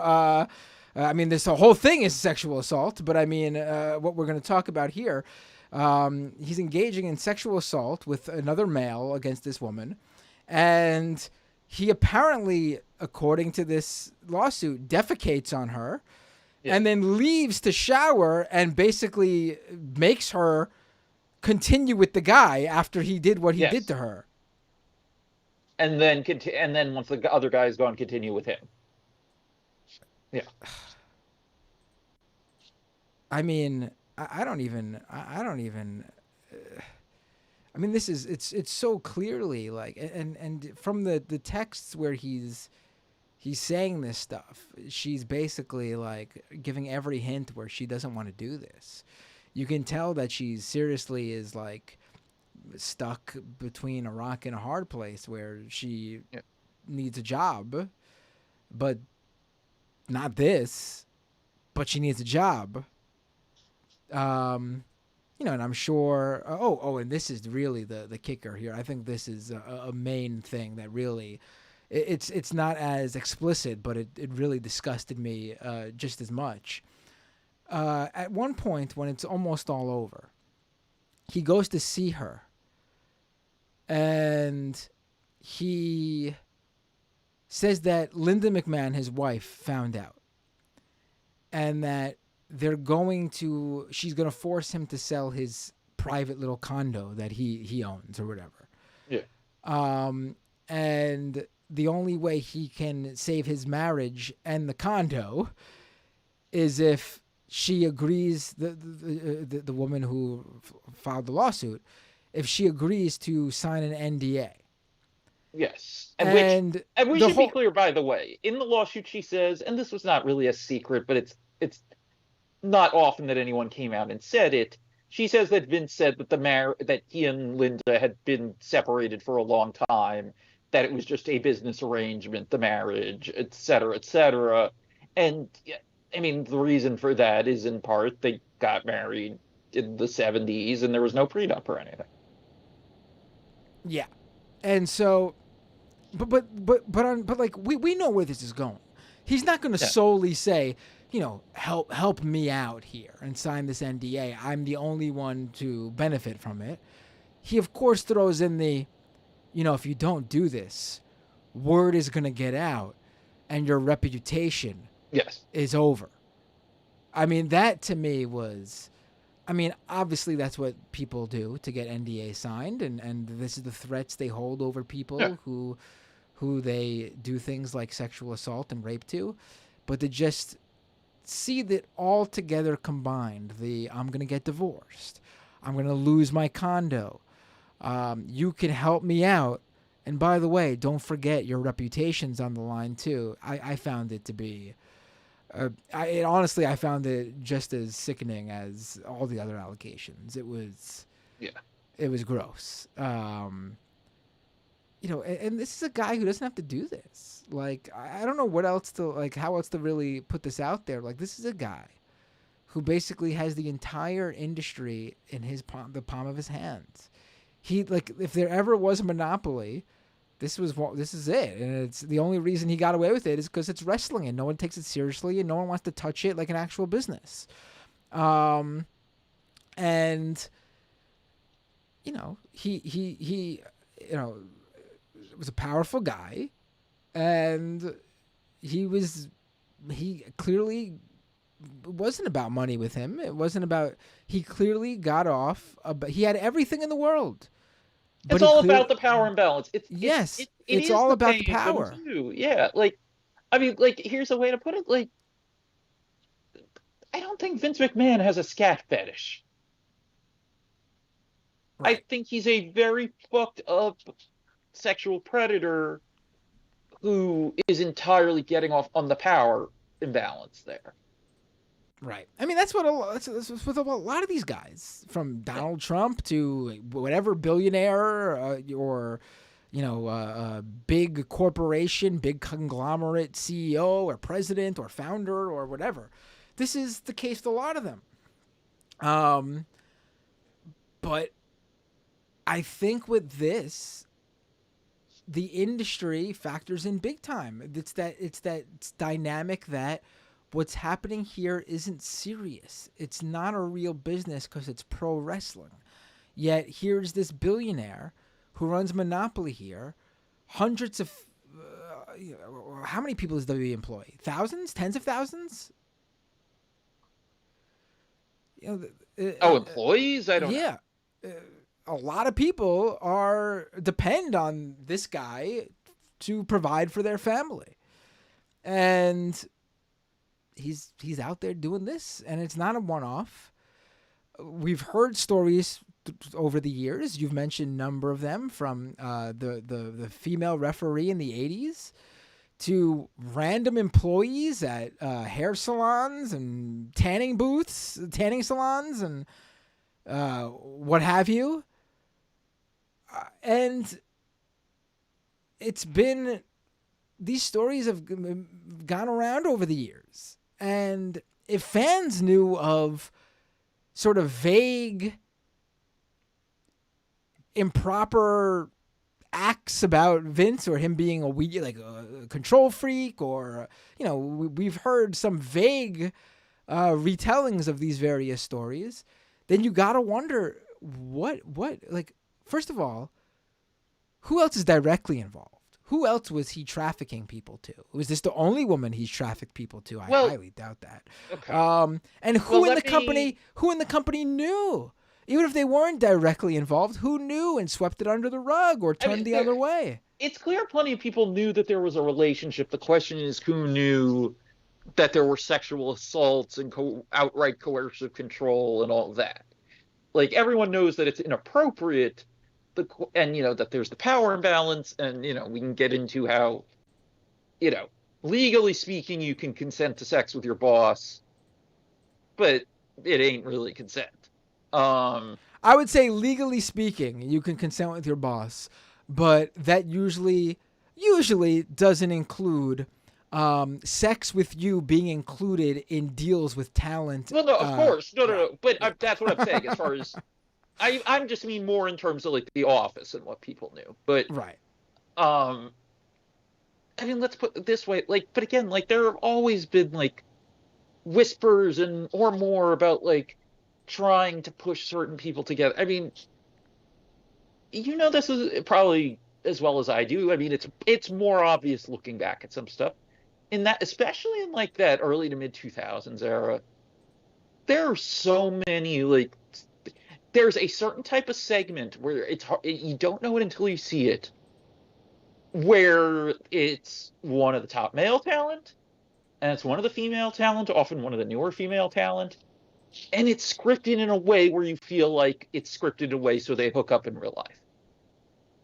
Do you get where I'm going with this? Yeah, there's a whole, people think of the Attitude Era, the late 90s wrestling boom, where The Rock and Stone Cold and DX and all those guys are the big deal, as, like, being the most risque WWE. And I think they presented themselves as most edgy then.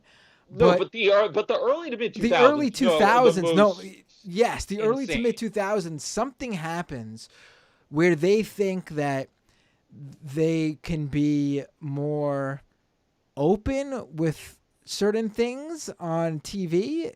I don't know how to explain it, but it's even worse than the Attitude Era. It's in sexual situations as a character with women, with female performers. Yeah, right. And it's very clear that this story is from 2020. Now, can you imagine what's going on backstage then? And there's been female wrestlers who've come out and hinted at the things they went through, who were contracted to the company during that era, the early to mid 2000s. Well, and Paul London, who was, in a relationship with Ashley Massaro back then, she since passed away. Massaro, Oh, right. Well, Yes. that's a whole other thing. Yeah, we can get into, but uh, Why don't you give people a apparently, quick? Why don't you give people a quick summary of who she is for people who okay, don't know? she killed herself a few years ago. She had drug issues and stuff, but when there was the attempt at the concussion lawsuits, she She joined in was the claim. to go home to even give you more of a Oh yes, background. yes, this is a good point. She was a WWE talent. She won one of the competitions. What was it? The Diva Search, where She they won the would Diva recruit Search. models, and yeah. Yes, and so she was brought into the company. They trained her as a wrestler. She was she was actually someone who gained a strong fan base because she sort of spoke to like the alternative, like because she was a little bit like an Avril Lavigne type in style or whatever. And she was definitely charismatic. She never really picked it up as a wrestler, although, as we'd learned, part of that was that they were not really giving her sufficient training. Right. But But she now we can go to what she went through according yes, to people around her. and her too as well. Oh, So right. Yes. Paul London has said on various podcasts and stuff. I think he reiterated it. It's mainly been on Rene Dupree's podcast, Cafe du Rene, with Rene Dupree, who's another wrestler from that era. Um, he said it before, and I think he said it again when he was on a few days ago after this broke. That Vince would like be banging like on her hotel room door, like trying to proposition her and stuff like that, and trying to get her to come on the private plane, and who knows what. And like, I'm gonna preface what I'm about to say by that as I my understanding is this is completely false, but I'm bringing it up for a reason. There was a Okay. rumor that used to go around involving her being on the plane, like performing sex acts on Vince in front of people. I don't believe it to be remotely true. I like at all. But But the someone fact put that that that out was, there. but someone put that out there. Yeah, exactly. Right. Um, but apparently it was real bad, and she'd come to Paul crying about it, and unfortunately, there's a lot more. There's more where that came from. She goes on a USO tour in I think it was '06. It's her, Maria Kanellis, Jimmy Hart, Ron Simmons, PR person, maybe one or two other people, and they're going to different Middle Eastern countries to visit the troops. Ashley's already having a bad time. Seems like she's getting maybe more. I mean, a lot of this comes out of in a sworn affidavit she filed eventually. Um, so like she's getting maybe a more hostile reaction from the locals. She thinks it's possible that because Maria's Greek and maybe fits in, it looks like she fits in maybe a little better. Um, but just and also she ends up just getting sick and dehydrated, and I'm trying to figure out what order to tell this in. Well, I'll tell it the way as we know it, as opposed to the order we learned it. She says she went to the kind of makeshift hospital tent or whatever the heck it was, or building, to get an IV for being rehydrated or whatever. Well, they're going to come pick her back up later. And that all of a sudden, and I think she said they were in plain clothes, this guy saying he's a doctor and some woman helping him come in, inject her with something that paralyzed her so she couldn't move but was aware and feeling everything else. And the guy who they said it was his birthday, then repeatedly raped her. She then claimed that when she got back to the U.S., initially I think she didn't tell the company, but she told one of the people who then was there, who then told the office. And they basically told her, like, we can't report this to the military. It'll ruin our business relationship with the military. Because I think they were still a sponsor at that time with recruiting ads and stuff. Doubling back, here's the part people forget. So with the concussion lawsuit, the reason she ended up filing this affidavit was the plaintiff's lawyer, Konstantin Kairos. Very well-meaning, can't talk. Very well-meaning guy. Was way in over his head, though, not well equipped with what he could do personally as a lawyer for this. Um, ended up getting sanctioned various ways and having to pay fines. But was in this, took it entirely on contingency, did a ton of stuff for the wrestlers that like people don't know about. Like he was help like a lot of the older wrestlers like had no idea that they were eligible for like Medicare or Social Security or anything. He was going out of his way to help them apply for Medicare and Social Security and or disability even for the ones who were eligible for disability and didn't realize it. Like this was a guy who was genuine about this. He was just very in over his head. Um, and at one point, the judge was like, okay, we need affidavits from each and every one of your clients attesting to this stuff you're trying to put in this complaint. When Massaro was added to the complaint, it was alleged in the complaint something about being sexually assaulted on a USO tour, but that was all it said. In the initial response to that amended complaint, I think it was there. I don't think it was into media. They, and presumably specifically lawyer Jerry Devitt, said that their understanding was that she had complained about a military doctor giving her an improper or inappropriate, unnecessary breast exam. So who the hell knows like where that came from? Obviously it feels like it's them knowing this other story and trying to get ahead of it and not thinking she's going to give all these details or that the affidavit's going to come out because the affidavits actually were not filed publicly in court. Kairos put it out after she died. So, that was the thing with her. They told her they couldn't report it and, just kind of cast her aside. And then her exit from WWE ends up being that she was, and with hindsight, I doubt this story would be reported in anything resembling this fashion now. But her exit from the company was that Rolling Stone did something of an expose about like a high-end escort agency, and she was named as one of the escorts. And from before she was in WWE. But it was an element of the story, and like and they just kind of cast her aside with that too. And then she just kind of faded away. And she had various drug problems and stuff, certainly understand why, but that's Ashley Massaro. Right. And then, as far as other stories that are out there, I mean, Emily Feinberg, Vince's assistant, who he had the affair with. I don't recall this one. She's the one who was one of the witnesses in the steroid trial. Okay.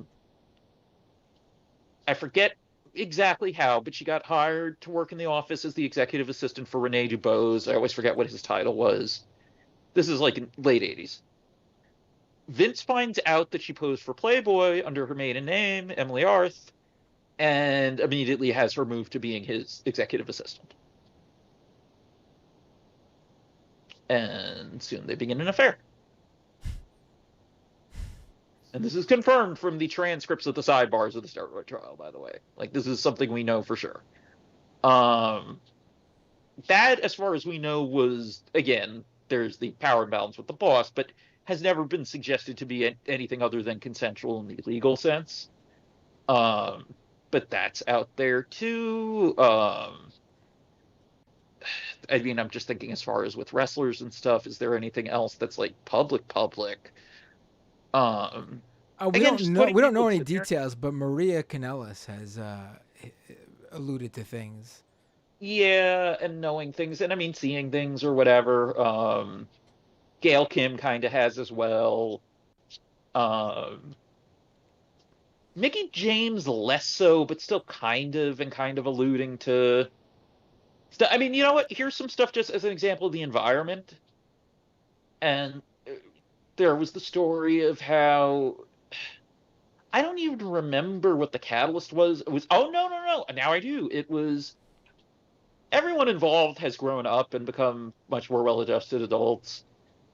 But at there was a time in the mid-2000s where Mickie James was very unpopular in the locker room because she had cheated on and left her boyfriend, Joey Mercury, who was very beloved, for the then 19-year-old Ken Doan.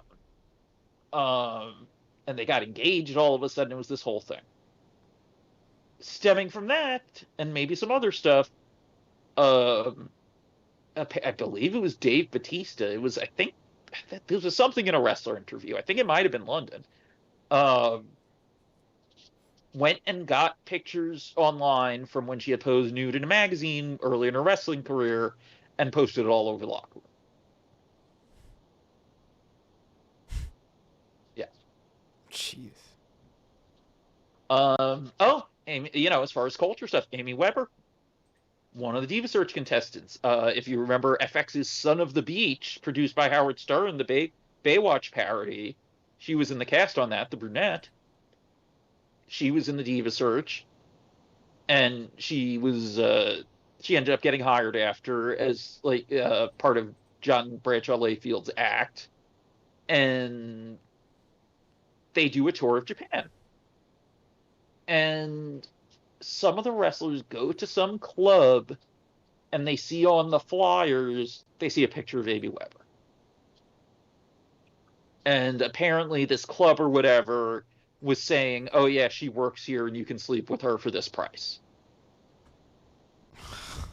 Now, this was in actuality, this is just this club picking some random model photo they found, and it happened to be her. And it's like she never lived in Japan or anything. Like, there's nothing to it. Right. And she ended up basically getting harassed out of the company over it and quit. And then, this is to say nothing of, and I just realized, did we ever do a show with me talking about the scandals 30 years ago? I don't think so. Yeah. Which scandals? Well, the whole Titan Gate thing, but particularly the Ring Boys and I think we've discussed it, but I don't think we did a whole show. Yes, but we haven't done the whole show. Yes, this isn't the culture on WWE is not new, and why don't you quickly? I mean, this is the second time they've been accused of sex trafficking. Right. The Ring Boys. Yeah, so the short version, I'll send you the link to the one without the paywall for the Business Insider story I did in 2020, but very short version. Kind of a holdover from Territory Days of Wrestling was that, local kids would come and help put up the ring. They might get paid a little for it. It was a way that they would try to get into the business. And in the Northeast, a lot of them started fairly young. And the guy that was running the ring crew was Mel Phillips, who eventually became a ring announcer. And Mel Phillips was a pedophile with a foot fetish. He's since passed away. You can't defame a dead person, but we all believe it's true anyway. And the FBI knew of 10 victims. There are probably a lot more.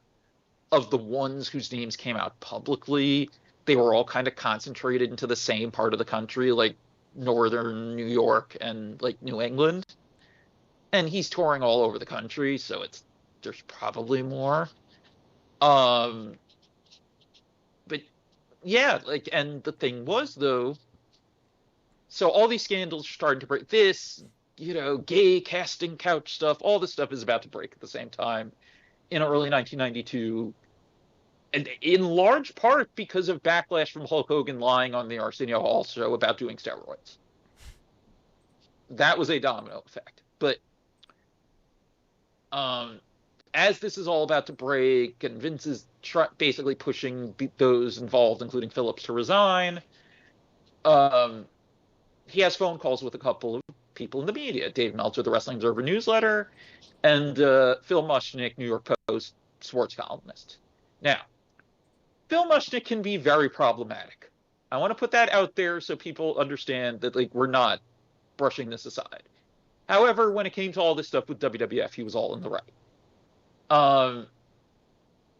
Vince had conversations with the two of them before, as this all was about to break, where he admitted to them that, oh yeah, we fired Mel 4 years ago. I thought his relationship with kids was peculiar and unnatural. And then a few weeks later, I brought him back if he agreed to stay away from kids.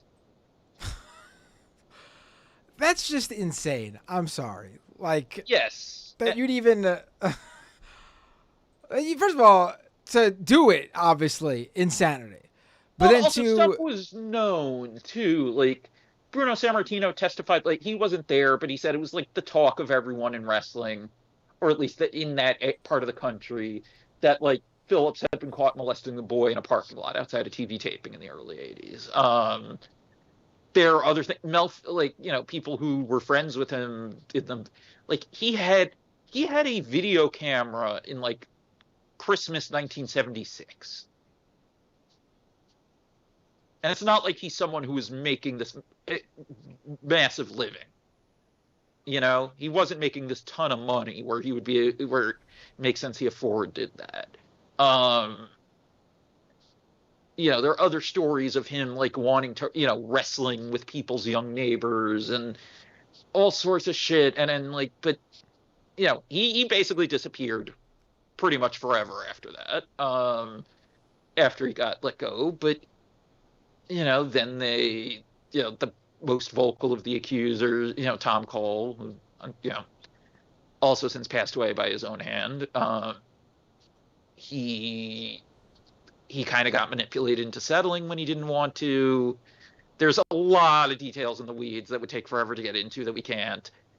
But there are others. There are others that were believed to be paid off, who just kind of disappeared. I mean, there's someone who sued them years later whose name wasn't out at the time, who, I mean, has, admitted he has an NDA. Like it's in the article I wrote, Huffington Post did one too, that he admit, we don't use his name because he sued at a time where just suing, it's not like people would have necessarily found it. But he, this guy has an NDA. There's probably at least several ring boys who signed settlements and had NDAs and stuff. And it's just ugly. And again, this stuff was joked about to some degree. There are TV shows where there are Mel Phillips foot fetish jokes.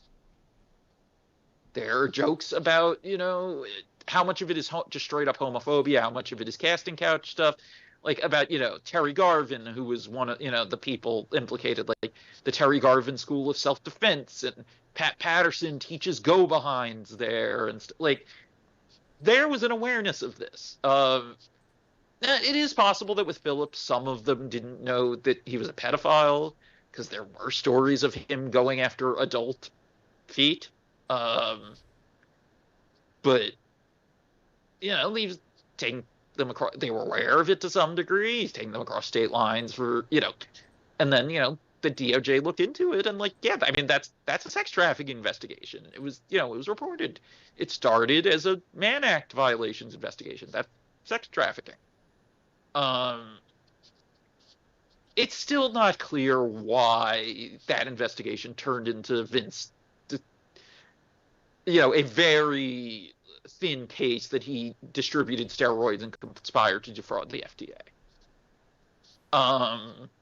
Based on what we do have, the only thing I can think of is just something about the foot fetish element of the molestation. It felt like they didn't think they could convince people that was what that was.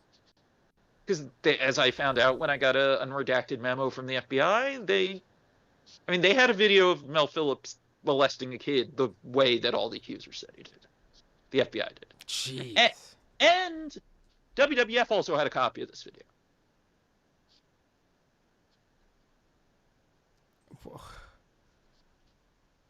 So what's okay, so Vince is gone. I think we just need to move on. But yeah, I feel like I just kind of needed to explain all this. There's a lot here, and this is, again, on some level, this is everything old is new again. Oh, and someone in the chat just reminded me of how they were going to, have the Fabulous Moolah Battle Royal, or whatever it was called, tournament, or whatever it was. Fabulous Moolah Memorial Battle Royal as the counterpart to the Andre the Giant Memorial Battle Royal. Right. And this is, 2018. right. And this is someone who Maybe allegedly. also kind of a sex trafficker. Right. Yeah. So the thing with Moolah, she was the kind of like had maneuvered herself into being like the women's world champion and controlling women's wrestling when it was all kind of centralized, and they were more of like an attraction that would never stay in one place for long. But the thing was, it was like the women were kind of told like to be expected to be like available to especially the promoters and to some of the other wrestlers. And she very much was abusive financially and controlling and of her of the wrestlers she trained, and she took an excessive booking fee as a percentage of their earnings and all sorts of stuff. And like so basically, like, as more and more came out about this, like, and I think also people were surprised because they hadn't really used her name much for years. They used her longtime companion Mae Young kind of as the like for a while as like the like great golden age legend of women's wrestling. Right. So I think people were also surprised that all of a sudden they were honoring her again. And fans complained to Mars because Snickers was the title sponsor for the Battle Royals, and they renamed it. And they didn't decide to make it the someone else memorial. They just made it the women's WrestleMania Battle Royal. Probably because all of the women that actually would be good fits, unfortunately, died of drug-related issues. We should mention, now that you brought it up, that I'm sure it seems like it would have happened maybe eventually, but the Vince suddenly retiring came only after Slim Jim, of all companies, not retiring, suddenly resigning. Yes, because I don't think he's talked about this yet. So Vince resigned this past week too. On Friday. Yes, on Friday. Which we should know too. Like, the terms of the current arrangement were like, even though there were no official like duties he had, they couldn't force him out, even though he didn't have the voting power anymore. It was like he had to either resign or die, basically. Right. And so Slim Jim comes out because I guess people were reaching out to them because they're a major WWE sponsor. I think they're biggest sponsor. They were the title sponsor of the Rumble, and the deal they signed with WWE over the summer was the biggest like direct sponsorship deal in the history of the company. There you go. So this is a big sponsor for WWE. Well, don't forget too, aside from the several years they went over to just sponsoring WCW because Randy Savage switched and brought them over. I mean, they've been a consistent sponsor of WWE programming going back to at least like 1989. Right. So we're talking about, like, on some level, like a 35-year plus relationship. And so they come out and they basically say they're pulling out of the Rumble, and that the line was incredible because I never our activations or whatever. Yeah. Right. No, but what they said was what they saw doesn't reflect Slim Jim's values or something like that. Yeah. And it's like, when you see a phrase like that, like what could you have possibly done to not reflect Slim Jim's values? It's a company that sells meat sticks. Then the next day before the show, they said they were satisfied with Vince being, well, they didn't just say it was Vince being gotten rid of, because like they did say it was, and talking with TKO, but that they were, and this bothered me and some other people. They said they were re-entering the Royal Rumble. It's like, with this is when you're like doing the jokey, right, yeah. Vince McMahon gets body slammed, like thing, right. Like what the fuck? But it should. I agree with you, but it should also still be pointed out that, like, I'm pretty sure they facilitated the Vince resigning. Yes. Yeah, it's just, the fact that no one in TKO, I mean, maybe this was going on in the background, but it seems pretty clear to me that Slim Jim was the straw that broke the camel's back. Yes. I mean, that's insane. And the media coverage was getting a lot stronger on Friday too. Right. I mean, yeah, we're in the very beginning of this. I think, obviously. I mean, I think. Yeah, it's a question of how much mainstream media is looking into stuff, how much other women are going to maybe be emboldened by the lawsuit and maybe want to come out. If the NDA gets invalidated on its terms, not just Vince not paying, since it's out there as an exhibit, if it's a boilerplate NDA, does that then invalidate all the other NDAs? Right. There's going to be a lot to follow like that. And then, as far as what also is going to be the threshold of as far as if other stuff comes out, what will lead to people leaving the company? Will legally consensual affairs but with subordinates, if that comes out about someone in power that's still there, would that be tolerated, or would they be getting rid of that person? I don't know. So there's still a lot, but it's right now, definitely some of the business partners are treating it as, bad man gone. But that's not the right way to look at it. Right, because again, who in the company knew? We know that people knew. Who had the power to do something? We know some people, I mean, I'm not saying they could have forced Vince out, but they could have took some sort of steps to make sure this did not happen. You the idea that no one decided to, as far as we know, reach out to this woman and get her help is pretty incredible. I mean, from what I was reading, there were people involved with chauffeuring her around and getting her to Vince and things like that. And no one thought to ask her, "Are you okay? What's going on here?" And then if they were worried about their job, for example, reporting to authorities what's happening or what they believe is happening, as far as we know, there's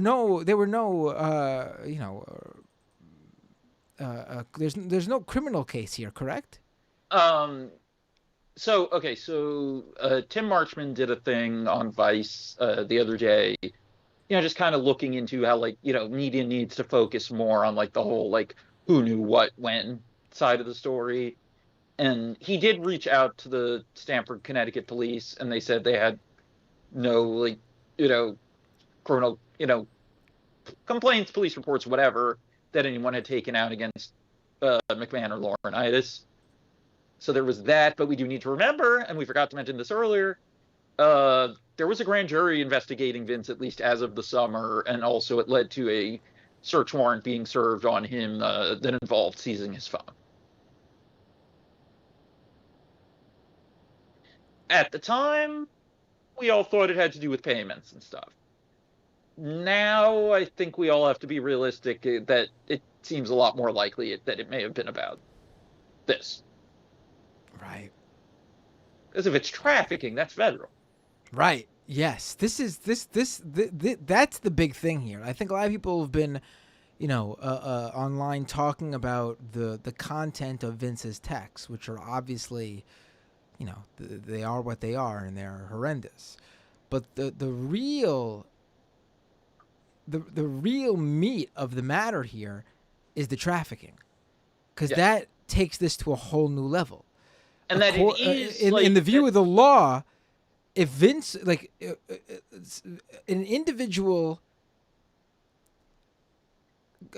sexually abusing, sexually assaulting, raping someone is obviously against the law, but trafficking takes it to a level even beyond that in the eyes of the law. Yeah. And this is not a better or worse comparison, but even Harvey Weinstein didn't have this. I know what you're saying in terms of right. like I'm not saying it's a degree. I'm not saying degrees are better or worse. The shit that Vince is potentially in. Yes. That's what I'm. Yes. You get what I'm saying. Yes, that Vince is potentially in even worse trouble if he were to be charged with a crime. Yeah. Well, we'll see. I mean, it's incredible how all he had to do was not this stuff, and he would have, beyond like his legacy is tarnished. I mean, obviously that's the least of anyone's concern right now, but like in terms of like me just trying to point out just how easily it was for this guy to, like all the things he's gotten away with over the years, all the scandals. And we didn't even touch the sexual abuse, stuff. Yeah. Right, abuse allegations, the Owen Hart's negligently death. killing Owen Hart. Yeah, steroids. Covering up Jimmy Snuka, Nancy Argentino. Right. Putting Nancy Argentino in the position to be killed by Jimmy Snuka by convincing her to not press charges against him when he had assaulted her. The company's reaction to Chris Benoit's death when they clearly knew at the time that he had killed his wife and child. Trying to engineer a false narrative about the son being mentally disabled and that was the cause of the marital strife to try to get it away from steroids and brain damage. What else do we have here? I mean, that's just a piece. That's just a piece of everything. It's just a piece. I mean, Vince McMahon freaking the fuck out on Real Sports with Brian Gumbel and making faces and slapping the papers out of Armin Katane's hands in a piece about wrestlers dying young. Right. God. Right. Like, just there's a ton. Right. We'll have to see what comes out, and I think you'll be back in the not so distant future, because I think it's very plausible that heads will roll, and some of those people who end up being implicated here are well known. Like, I'm not pointing fingers at any specific names, but I mean, in his the upper echelons of the company, you have his own family. Well, not anymore now, but yeah. Well, Triple H is still there. Well, Triple H is, but there are no. Shane might still technically be under a talent contract, but like there are no more blood McMahons involved in running the company. Right. Well, yes, that is the addendum, blood relatives, but Triple H is he married into the family. He's certainly part of the family. Sure. Yeah, I mean, I don't know. I don't know what to make of this in terms of what happens to WWE. I mean, honestly, perhaps actually being sold to or this merger with Endeavor that created TKO might be a saving grace for them, because they could fall back and not being a standalone company and just being one facet of this bigger company. And that there are people who would do a house cleaning in a way they wouldn't otherwise. I mean, but there's also the thing of like, if other people get implicated, like if even Paul Levesque just got ousted because of how close he is to the McMahons, like I don't know who you put in charge even of the wrestling. They need to somehow they need to prove that he didn't know anything for them to even, like, that needs to be that needs to be number one in terms of, that should be investigation number one, because he's obviously the closest person to him that's still in the hierarchy of the company. Yes. There are other individuals. It's interesting that Kevin Dunn just decided to leave, major producer who's worked with Vince for decades. Well, it was always known that once Levesque was in full control, that Dunn would be gone eventually, and the belief was that he only, because he, I don't know about like to the level of being a criminal, but he always had enough of a rep as a creep that like people were surprised he wasn't ousted sooner. But I think the belief was that they didn't want to get rid of him like right as Vince and Laurinaitis were pushed out. Right. And then obviously the individual that Ronda Rousey mentioned, what was it, Bruce Pritchard? Yeah. Ronda Rousey, again, we brought it up much earlier in the show that Ronda Rousey, just out of the blue, good for her though for putting someone out there, claiming that even when Vince was gone from the company, and this is when she was working for them, so she would know, She claims that Bruce Pritchard, one of the the executives there, was basically like Vince's puppet. Like Vince was actually working for the company through him, even after he claimed to have retired. Yeah. Yeah, this has been a fantastic episode, David. We've gone over 2 hours. I really appreciate you taking the time. I think this is important stuff. I think it is because this is not just a wrestling story.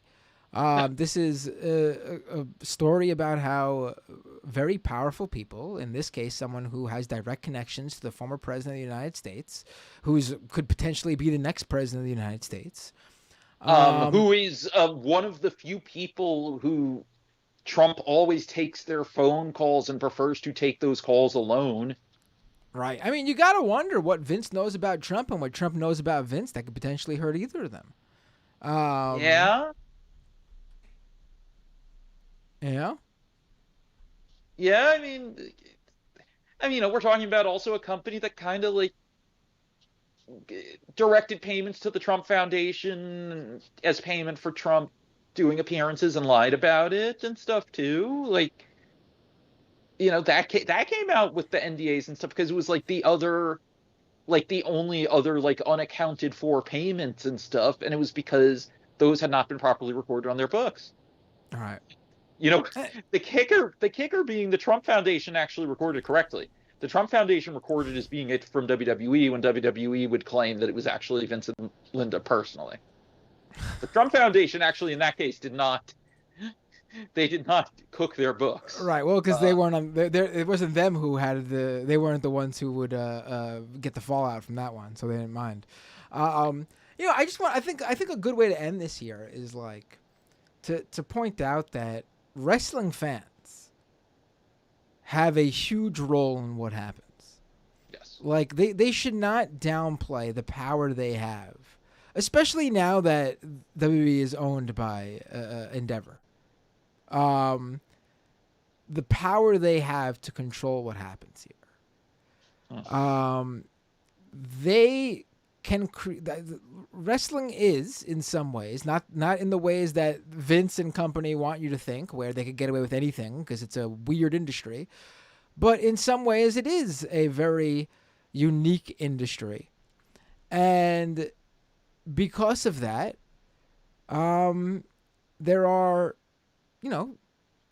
people who they can't go anywhere else. There are pro wrestlers, talent, men and women, who basically, if they didn't have this, they probably wouldn't, they wouldn't know what to do with themselves.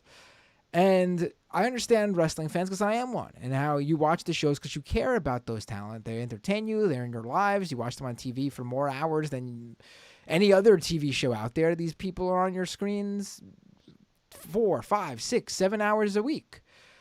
And so, you get to, feel for them.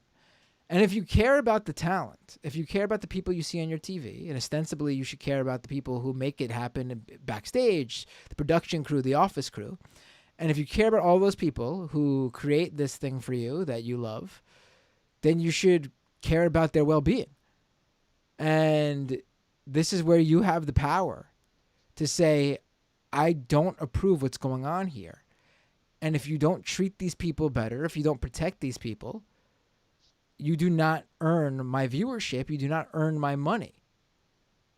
And that's what will change things. I mean, Slim Jim didn't up and do it out of the kindness of their heart, regardless of what they claim their Slim Jim values are. Without a doubt, they were receiving lots of emails from the press, who play an important role here, and from fans who were saying, have you see what's going on here? So, wrestling fans, do your thing. You watch these people, you enjoy them, you are fans of them. Make sure they're taken care of. Make sure they're not being taken advantage of. Yeah. Yeah. I guess, I'll close with this before we get into the plugs and stuff. We're recording this. We're doing the live stream, recording this on Wednesday night. Thursday, Shawn Michaels, who kind of runs their farm system, talent developmental program, and their training center, has a media call because they're doing a show on the weekend. And there's a question I hope people really bring up. I hope someone brings up. I doubt it. For the last 2 years, more than 2 years, since Sarah Amato, who wrestled to Sarah Del Rey, went on maternity leave and never really came back full time. And then the other female coach, Allison Danger, was a wrestling name, Kathy Carino, her real name. She had gotten let go under weird circumstances. Ever since then, there has not been a female wrestling coach at the Performance Center, despite there having been at least one, sometimes three, for its entire existence up to that point. And no one knows why. And I have my theories. I think, there are a lot of young women down there now, and it would be nice for them to have someone to confide in as a support system and a mentor and stuff. Right, at least one person that they feel comfortable with going to for issues, because it's clear that so many people in the company do not have that. Right. So the fact that all of a sudden, the last couple of years, there's no one, Amato is still there some. She is there part-time, but on a very limited part-time basis.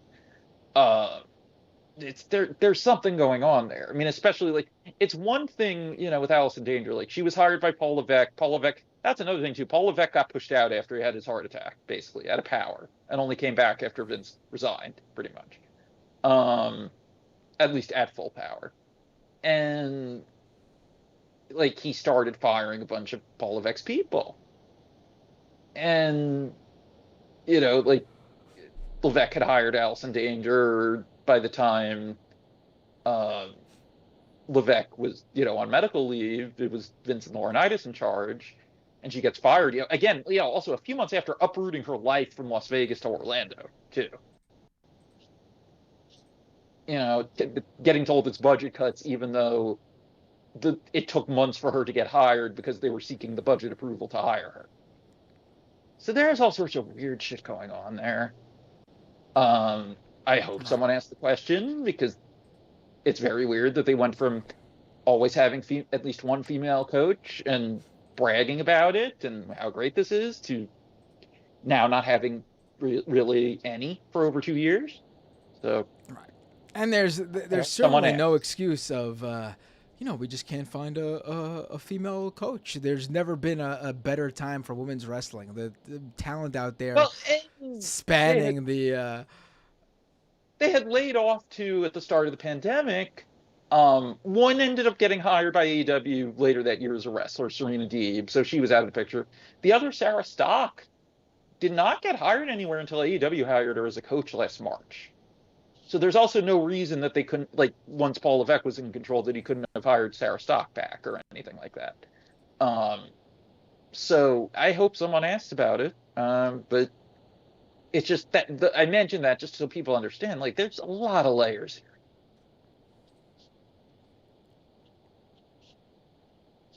Yeah.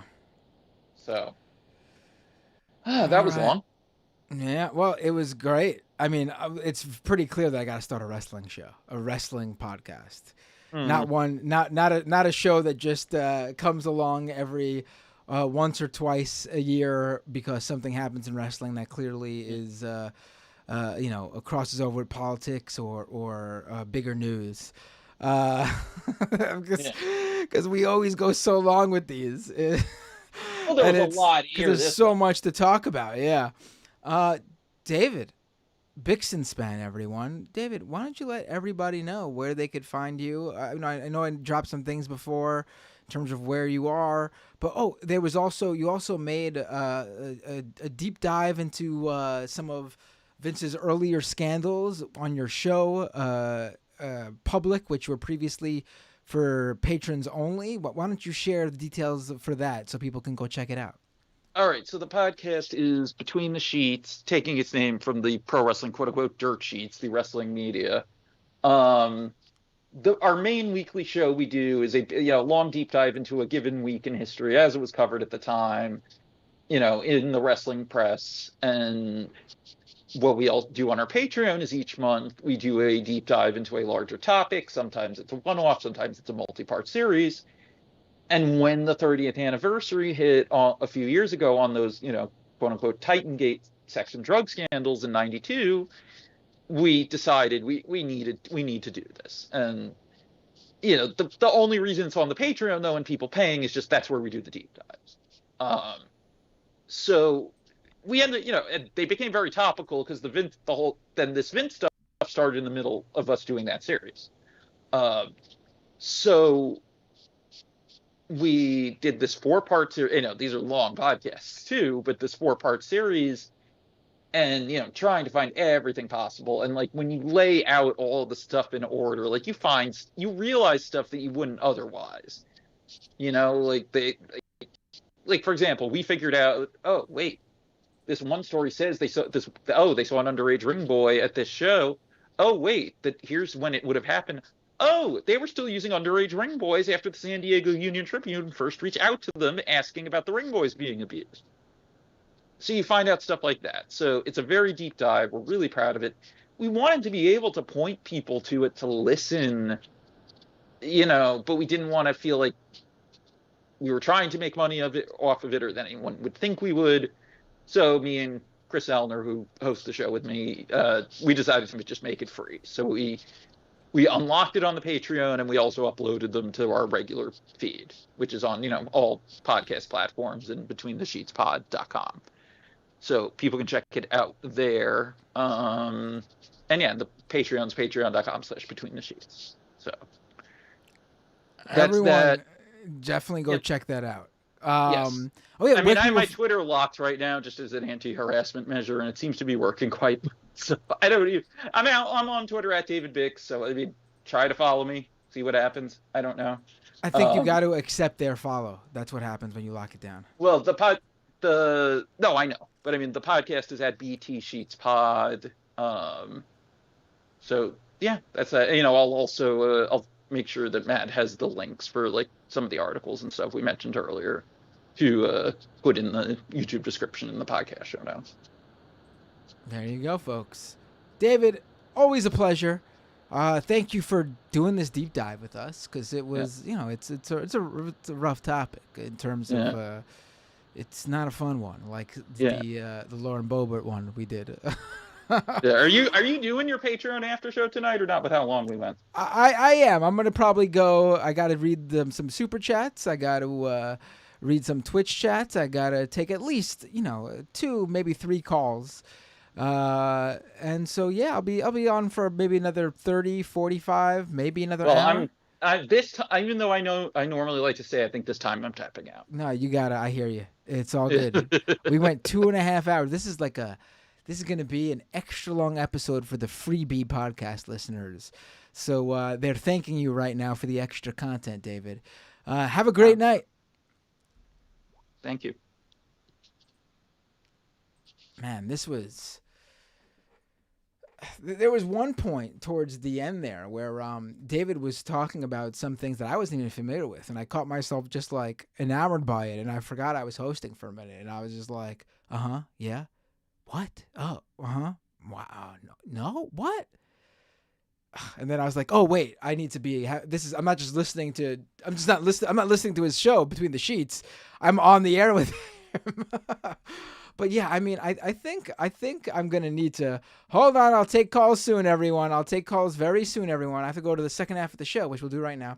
I think I gotta figure out a way to do a wrestling show. I gotta figure it out. I already do enough, but I mean, we'll figure it out. I'll figure it out. Let's go to that second half of the show. I'll read your super chats, your Twitch, paid Twitch chats. I'll read your, I don't know what I'll read, but I'll take your phone calls on Skype, via Skype. Search Doomed Live on Skype, and you'll find the screen name to call into the show.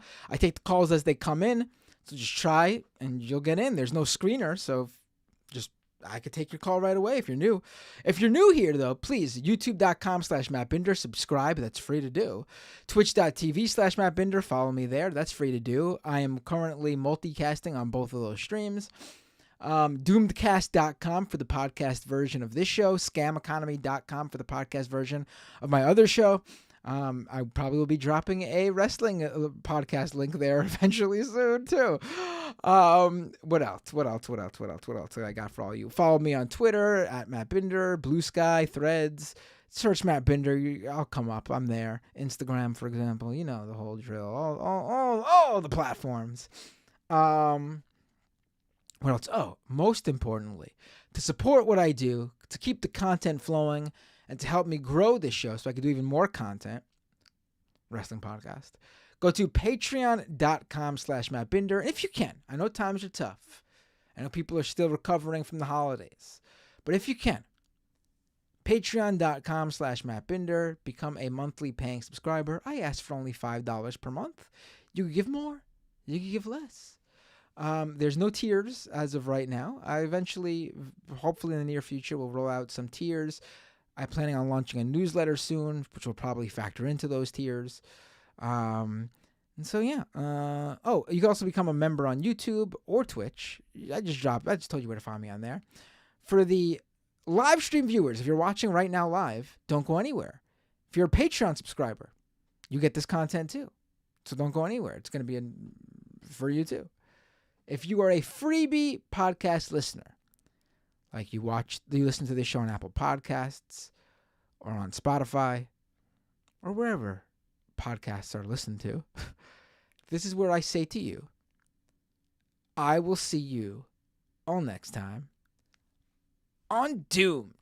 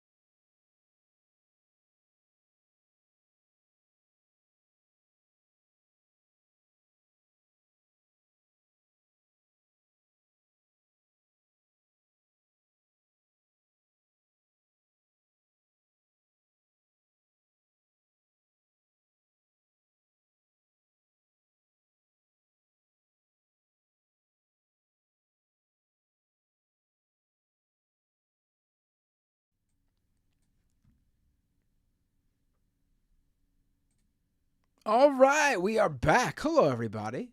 We went really long. Probably going to do a very short second half, but I will do it. Let's take your calls. Let me pull up my volume here. We already got some callers on the line. I got to take this call because I know this episode was basically for him. Not really, but this is for, this is right up his alley, I should say. Hansi, how you doing, my friend? Yeah, man. Can you hear me? I can hear you. Can you hear me? Yeah, I can hear you, man. How you doing? I'm good. I'll wait for you to go. Okay, can I put you up? I don't know if you put me up yet. You're up. You're up, my friend. Oh, okay. Yeah, I didn't even ask because I know you now. You know what's crazy, man? That like the last couple of years, like there's always been like anecdotes online and obviously the old stories, right? And whenever I've like gone off about like, oh yeah, McMahon's time is coming and all that, whatever. Now that like there's been an exposition, it's like I got nothing to fucking like it's like the conspiracy has come true that like I already knew for a long time, and now that like you're going through it, it's like holy fuck, man! Like I mean, it's actually right. I mean, I think every wrestling fan has known that obviously this is a guy who has done things. We just didn't know the details. We just didn't know exactly what. We just know this is a guy who clearly, I mean, there have been rumors, there have been stories, there's been vague references and mentions by people who've left the company. But, I think people it was in the details, and this is just one person detailing their experience. And it's bad. It's very bad. It's very sad too. I mean, it sucks too for for people who for me it was hard to watch the Royal Rumble. And this is the least concerning thing. But it was hard for me to watch the Royal Rumble because I was like, how can I feel like I played a part in supporting this company and supporting this guy over the years, and played a small part in supporting this type of behavior, or at least supporting a person who could do this type of thing. No, it's go ahead. Sorry, obviously, I'm not telling people to feel that way, but that's how I felt personally. It sucks because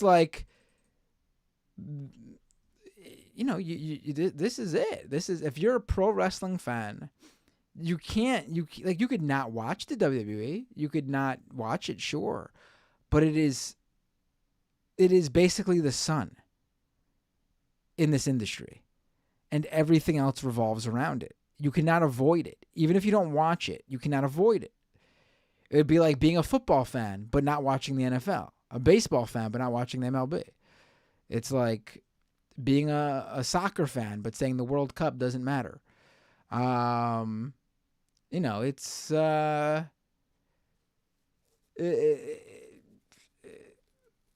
there's certainly more options than ever before in terms of company. Well, not ever before, but since the territory days of the pre-WWE 80s, WWF 80s, I should say.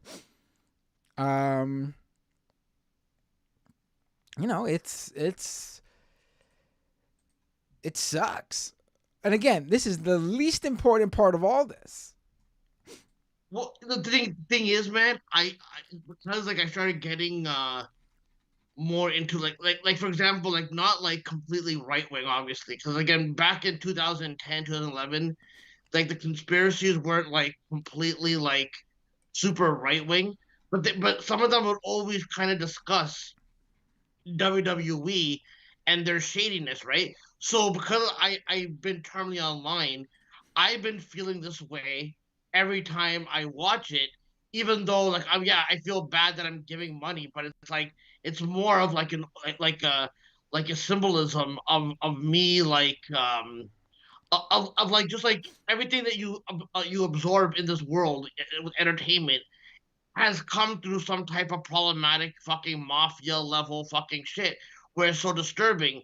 And that's why I get worried about people who for example, inconveniences their fandom and all that kind of stuff, right? And I understand that, man, because you don't always want to be a preachy fucking person, but but the thing is, I've wanted to escape this kind of. And by the way, listen, I'm not saying that what's it called? I've dealt I'm not saying that I've gone through sexual abuse or anything like that. But when people oh, how can she seemed like she got buyer's remorse and all that, and she seemed like she was kind of into it, whatever. But it's you don't know how a systemic abuse from powerful people exists, because bro, I to compare it to my situation, I wanted to leave the Stern Show long before I wanted to leave, and it was they're organizing. I felt like they're what Vince McMahon does, how he preyed on this woman, is what I believe Howard Stern does. And because the reason why I'm bringing it up, because Howard and Vince seem very fucking similar. Even so much so that even though I don't know, I don't know if I've ever heard any allegations against Howard Stern. But if we're even analyzing, close. no, but hold on one second. No, fine, we never heard allegations, but if you're analyzing what is done on the air to represent what kind of person someone is, then you can't ignore what Howard Stern has done on the air. But it's my personal experience. What I'm saying, I've always felt that there's always WWE and Howard Stern are in the same pipeline, I feel they're part of the same pipeline where they had similar type of guests and similar type of people that they've associated with. So whenever China would go on Howard Stern and she would get humiliated, yeah, sure, I can't prove it, but I always assumed that WWE, Vince McMahon and Triple H Yeah, were the that's ones that kind interesting. of like gave Howard That's its really interesting. I mean, I don't know if they needed to. I mean, the fact that she was a extremely muscular woman was probably enough, especially during the 90s, that 90s era, for them to just pick on her and treat her a certain way. It's probably all they needed. They probably didn't need to, get any sort of message from beyond that. But that uh would be an interesting thing to find out. That's certainly something I never it considered. would. So my whole thing, like for example, people can say to me, "Well, Hands, if you wanted to leave the Stern Show, why did you have fun on the air?" But it's like you can't escape these people, man. You can't escape these powerful people. When you're a target for these powerful people, bro, they fucking put you through the ringer. I can't even describe. Technically I can't prove officially what I've been through, which why people dismiss it. But if Howard Stern does go through the ringer, because every powerful person does, I'm sure one day I'll be vindicated. But to me, it's like you let people get tormented for years, and then you make it like a social media storyline. Like, there's no way that Vince McMahon didn't know this was gonna come out. This is just my personal feeling. I know everyone has to play it by what's on the surface and what's like discussed. I look at like for example House of Cards, when you show Frank Underwood talking about the leaks and they go, "Oh, you leaked the information." He goes, "How else are you supposed to control the information, the flow of information?"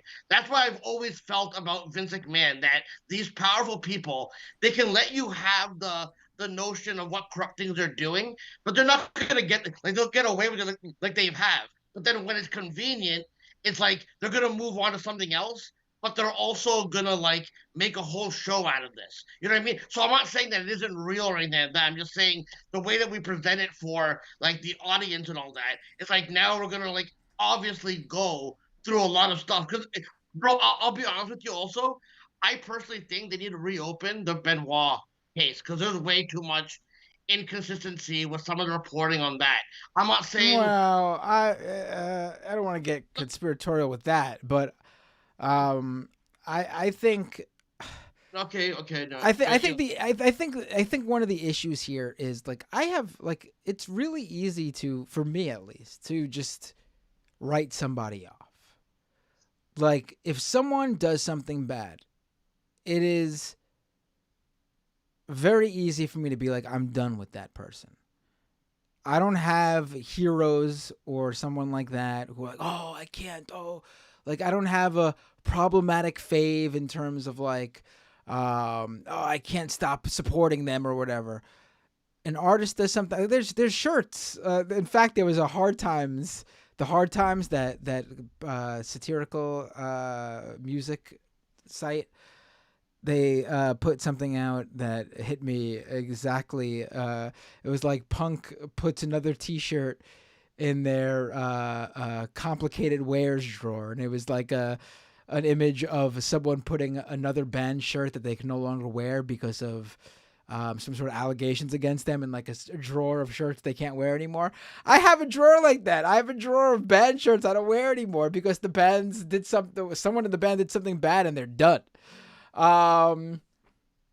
But don't you think? So it's really easy for me to do that. Like I can easily write off Vince McMahon. Fuck him. But Yeah, same with me. the problem here is he is all over the WWE. The Exactly. entire wrestling industry. It's not as easy as just saying like, I'm not a fan of that wrestler anymore. Fuck him. That person should never get a job again. Not supporting them, not watching any of their matches, not buying their merch, not watching that actor's movies anymore, not supporting them, not, all these things. But it'd be like this though, and it's also not really. This one is a weird one.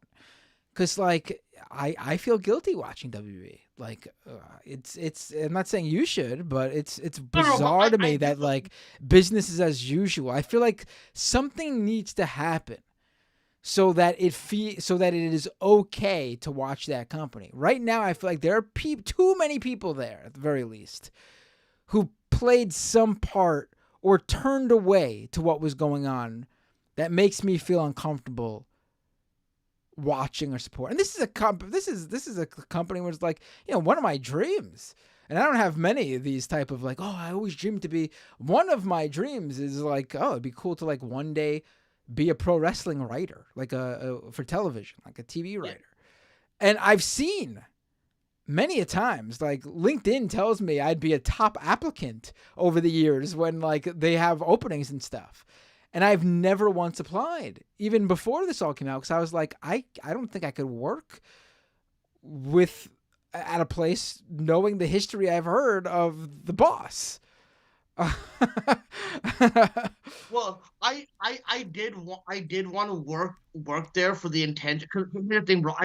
This is where again, you have to agree with Mike. I'm just giving you my mind frame of what I thought happened. Okay, I always felt like when some of these established people like a Howard Stern or Vince McMahon, like WWE, all these entertainers, right? I felt like in the first portion of like their act of like their career, they had to do I always felt like there was fraternity ritual type of fucking mafia shit, right?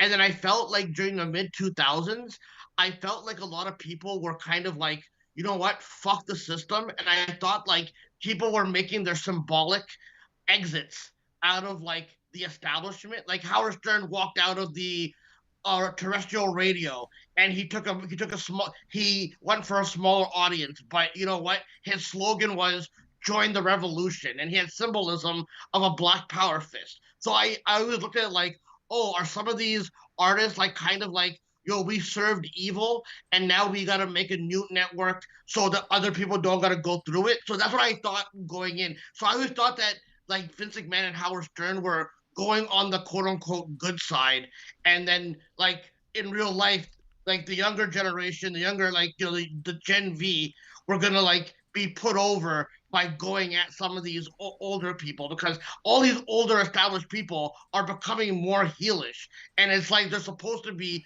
called out. That's the way I look at it like The Boys, the TV show. You know what I mean? So like that's where my mind frame was. But in the back of my head, bro, I've always been pointing out. I guess I've been waiting for this day for Vince McMahon to get exposed, because he's someone that has, I think, deserved it. I think there's way more shit that he has probably done that we will never know about. Like Bill Burr said it best one time. He's like, that's the type of guy that like if he kills you, he's not gonna get like a mafia guy to do it. He's gonna like literally strangle you himself. Like he'll do the dirt himself, basically. So that's how I feel about but I'm with you, because I do feel guilty that like we're so into entertainment, and it's like I feel it ties into the politics now more so than ever. Like it's not a coincidence. Like for example, do you see like that like Vince McMahon will actually have to go to trial for this? Like, do you guys think that there will be? Oh, there's a chance. There's a chance it'll go to trial. I think most people think he's going to try to settle and give her everything he can to settle, so he doesn't have to go on trial. But I would be surprised if she didn't want this to go to trial. I mean, the details are already out there. She's got nothing to lose. I mean, I think she wants him to, I mean, maybe I'm wrong. Maybe she would be happy with some sort of settlement. I mean, personally, who am I to say either way? She's the one who, whatever she chooses is the right move for her, and the right move in period. She's the victim here. But for my take is that I think the reason she put it all out there, and even the lawsuit, is she wants this to be known, and I think there's no better way to do that than to take the guy to trial. I actually really do think the trafficking allegations can potentially, more so than any time before, when I heard all the other stuff, and I was just like, and we heard about federal investigations on him.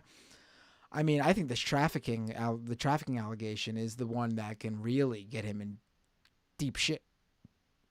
Well, I always like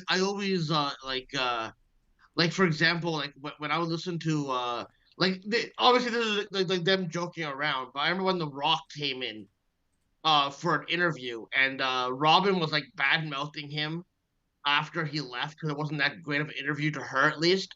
So next time she came in, Artie Lang goes to Rock when he came in next time. He goes, See, you should have slept with her like you should have done like all the guests do. You should have slept with her with the otherwise she wouldn't be bad mouthing you and stuff like that. So it always feels like there is like kind of like a quid pro quo that does go on in the industry at least.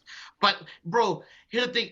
You know how we're like analyzing all like the Vince McMahon storylines? Like even if there are storylines, obviously, what kind of like even that one line about Stephanie McMahon being trafficked to Macho like to her business associate his business associates, and that was just a storyline. Why specify that he did it when she was 17? Like, you know what I mean? And like that segment that Stephanie is doing that, she's never that good of an actress. Like that sounded like a confession to me, right? So one thing that I have an issue with, and I guess because everyone's anti woke now, so people do get mad whenever I bring this up. One thing that I've noticed has made a comeback in wrestling from baby faces is that they do the sexual assault like trope, like where you force yourself on kissing a female, and and that should be normalized by babyface all the time. If you're gonna have a heel do it, have a heel do it. I don't think babyfaces should be doing that. I know in real life they probably consented to that. I just think that the notion of them normalizing again, like I haven't seen it much in WWE, but in AEW they've done it in the last couple of years, so here and there. That's why I got shit on whenever I brought up that yeah, Joey Ryan, that guy seems like a cool wrestler, right? But I don't know, that whole shtick just seems like that's a Me Too movement waiting to happen. And look what happened. You know what I mean? Well, So I now think I think they're. I'm not someone who's I think subjects can be talked subjects like that can be talked about via storylines and characters. But an issue with wrestling is oftentimes the character that a wrestler feels most comfortable being is very close to their actual real life self. yeah. Like I said earlier, like I was fine with the race angle in the Booker T Triple H storyline. But when you do something like that, the obvious story to go with is not to confirm to racists that a black person can't be champion in your company because they are not good enough, which is what that storyline basically did. I would be fine with that storyline. Triple H could have been as racist as he wanted to be if the whole point was to prove that he was the bad guy who was wrong, and Booker T can indeed be the face of the company and be champion. But that clearly wasn't the point, and I think by not making that be the storyline, they were actually pushing a real life message that they didn't want a black person to be their champion. What's it called? Do you remember the angles that they booked where like they had Kurt Angle basically like almost kind of rape Charmel, like going into her locker room and he's talking about wanting to have bestiality sex with her? I don't remember that. I might have. There was a short time after the invasion sucked that I stopped watching for a What's it little bit. called? Do you remember Heidenreich? What's that? Heidenreich. Yes, I do remember him. I missed most of his run because his run was during that era where I stopped watching for a bit. There was one segment, bro, where it hinted, and they showed on camera, but they zoomed in. They made it seem like he was raping Michael Cole, but that like they really leaned into that. But then they had to clarify later on. Oh no! Heidenreich just twisted his arm. But if you watch that segment, it looked really disturbing. I was like, even at my most shock jock level at that time, right? I was so fucking disgusted by that. Like that was really, it was really bad. Some of the ruthless aggression storylines were just as like people think Attitude Era was wild, but the ruthless aggression ones were even 10 times fucking wilder. And like they Yeah, didn't I land. agree there.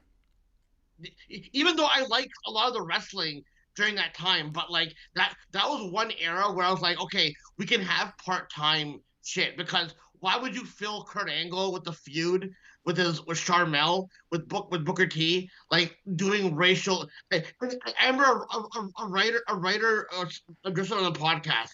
He said that Vince McMahon thought bestiality and bestial were the same thing. He said that like the line was supposed to be bestial sex, right? But Vince McMahon thought bestiality was the same thing, basically. So, but like it came off really, really. But I remember like one of my friends doesn't watch wrestling, and again because I watch WWE, I would be into it, whatever. And he's like some intellectual, whatever. He saw that storyline. He's like, dude, this is kind of fucking racist, man. This is like. You know what I mean? I'm like, oh, dude, come on! You're being too oversensitive. You know what I mean? Like, you know what I mean? Like, dude, it's just fucking nuts, man. Like, just the stuff that they do. Like, I'm looking at stuff they've done in storyline, and I've gone, okay, there's probably a chance they've done that. Remember the whole fascination with trying to drug Shawn Michaels or Triple H into kissing Vince McMahon's ass and all that type of shit? Like, Yeah, that was like, there's been some very weird. A lot of that's the thing. Like it's for in wrestling, it's not just a storyline.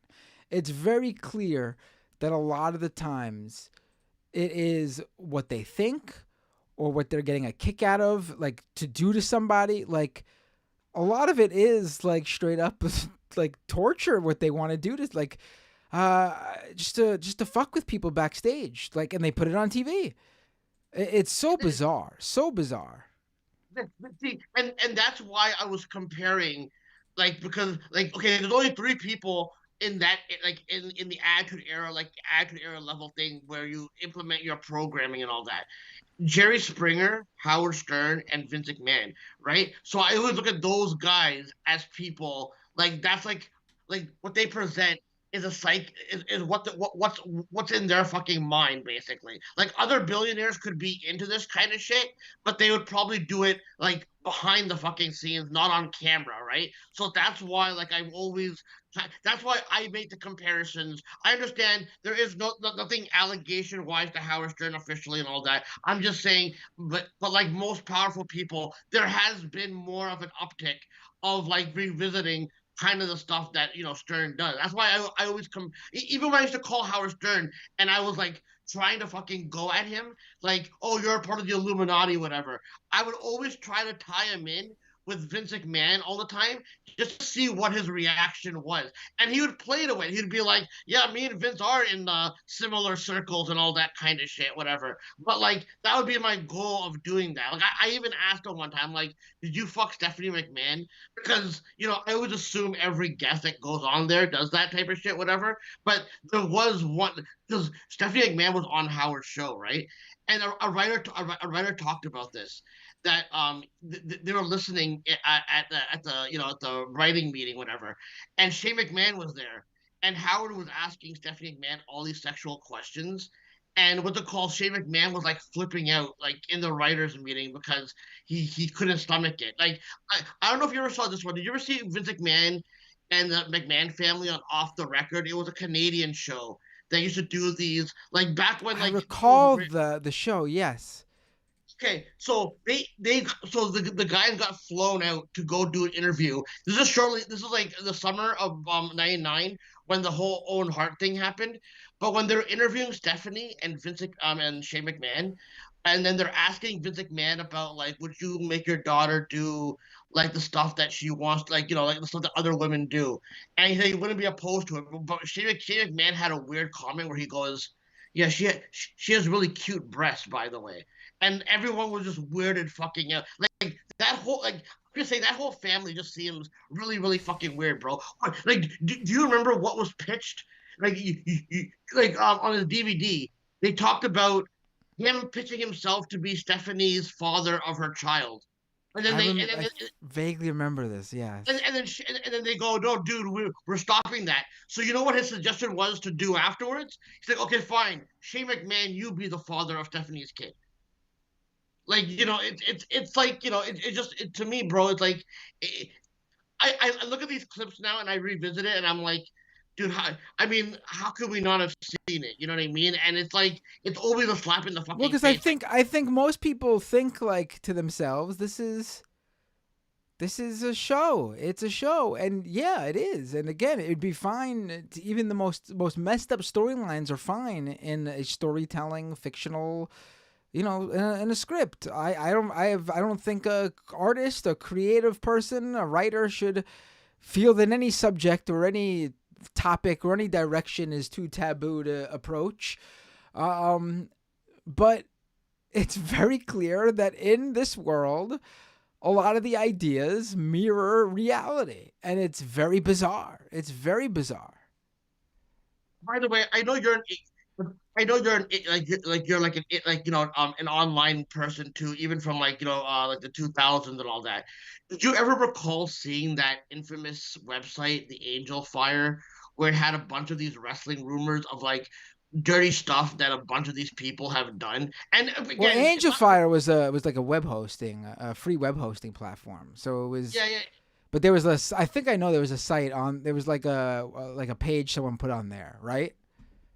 Yeah, it's like a bunch of, and again, I don't even know if, but some of the stuff that's in there happened to came true, came true. I don't know if all of them were, but to me, I was like, when I saw these rumors, I was like, it's like that the infamous hip hop blog that talked about this meeting 25, 30 years ago, where like they're talking about making type of music that would make people go do violent crimes so they can introduce a private prison pipeline. And like people have Ice Cube have finally addressed it recently, whatever, but that's always been one of those taboo blogs online, whatever, right? So this same thing of the wrestling rumors, these are always taboo stories that no one could verify, but time to time people would always go over these lists. If you look at some of them, bet you now looking at it, you can probably go, yeah, I can probably see that one being true and all that kind of shit. You know what I mean? But Matt, man, thanks for having me on. Man. I didn't want to take too much of your time. I know you. I enjoy what you and David Bixenspan talked about, man. I thought you guys handled it well. Whatever. I just think this is fucking disgusting. I don't I don't know how I can like really watch it, but it's like I've been addicted to this since I was 3 years old, man. I don't know why. I want to escape this, but it's hard to escape it. That's why I get a little bit preachy about the entertainment and what the political ramifications are, because there is connection to it, right? And that's why I'm worried about it, man. By the way, before I go, have you seen Anna Kasparian further going more to like the I right saw that the clips that came out today. Yeah, I don't know what's going on there, man. I can't even begin to.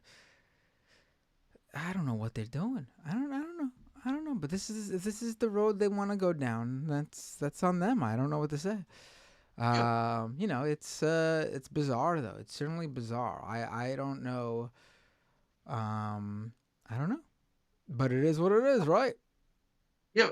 By the way, if you do like a more regular wrestling show, on here, I'll gladly contribute if it's like a call-in show or whatever, man. You know what I mean? I want to support it. I support your show regardless. Eventually, I will get a Patreon. Man. I promise I'll get a Patreon. You know what I mean? I don't have like the most money on me, whatever, and all that, right? No, So I, no, I don't feel worry like about it. I I gotta like. totally. Oh,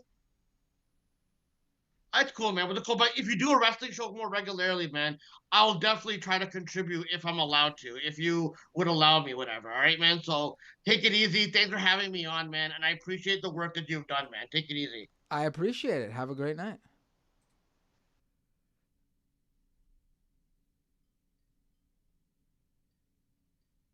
Uh, uh, uh.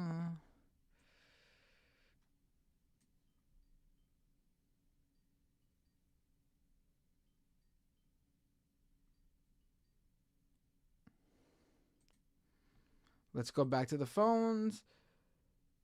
Hey, what's your name? Where you calling? Whoa, what's your Hey name? Where you Matt, calling from? it's Josh from California. How you doing? Hey, Josh from California. What was it to talk about? Yeah, is it okay if I change the subject a little bit? Sure. Okay, so utilities in California have been getting out of control for a long, long time.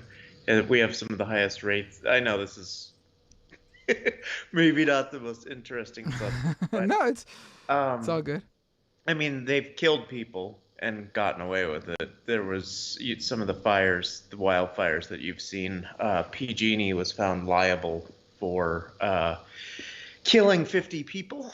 No one went to jail, and they've now been authorized to pass the rates.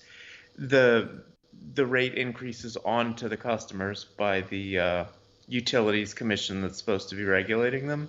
Meanwhile, they're still turning a profit. So in order to cover the settlement, they get to raise their rates while still turning a profit. So basically, they got to kill everybody, or kill 50 people and destroy a town, and they're still making more of a profit. Water rates are set to go up by 33% a year for the next 3 years. And all of this is climate change related because all of these expenses are just incredible, and it's getting worse with insurance. Oh, hello. Oh, you're cutting out for some reason. Oh, can you hear me? Hello? Yeah, you're back. Okay. Sorry, we have a really bad storm here. It's all good. Probably fucking with internet connection. The other thing is, because we actually have an insurance commissioner that's not allowing people to insurance companies to just increase their rates for the hell of it. We now only have like two insurance companies that are initializing new home insurance policies. So obviously there's something that needs to be done on the federal level to correct all this. Florida's running into the same problem, but that's more of a more related to insurance fraud than it is. And they have the highest rate of insurance fraud in the developed world because Florida. But it's something that unfortunately needs to be addressed at a federal level because the state's just probably not going to have enough resources to take care of all of it. But the point I'm trying to get to is that primaries are coming up, and if you want people who actually care about this shit, it seems like it's probably like turnout's going to be important. And yeah, so we like my district, or we have the Senate race coming up, and it's Barbara Lee, Katie Porter, and Adam Schiff are your leading choices, and then some Republican who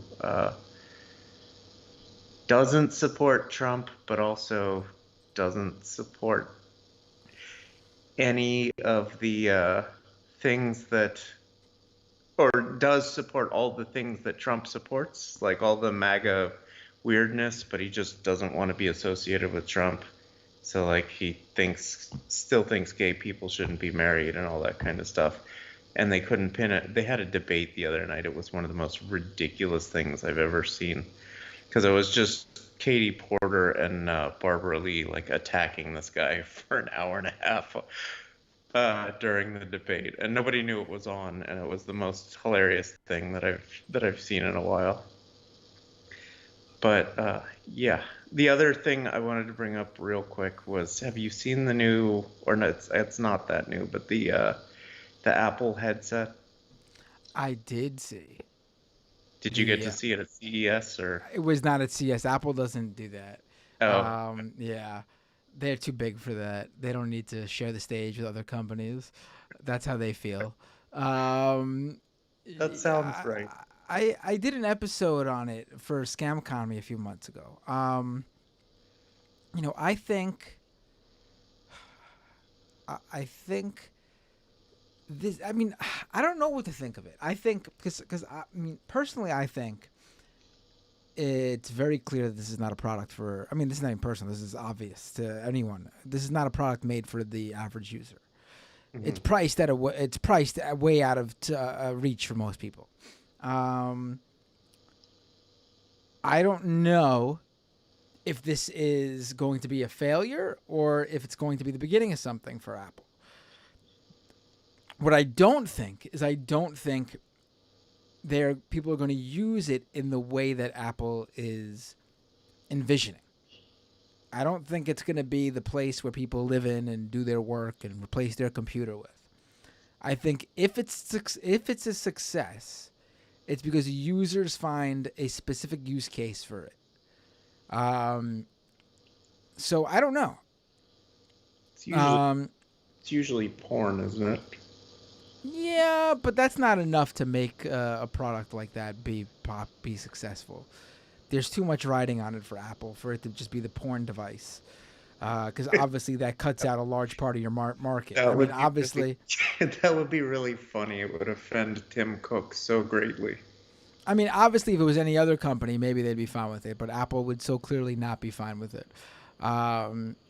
Yeah, I think the stuff I've seen, it's not impressive. And I mean, I think the UI where it just tries to be a computer screen overlaid over your surroundings is fine. I think some of the visuals they're trying to do that for futuristic look purposes, like the FaceTime calls that create like a 3D generated version of you, that looks terrible. I'm sorry.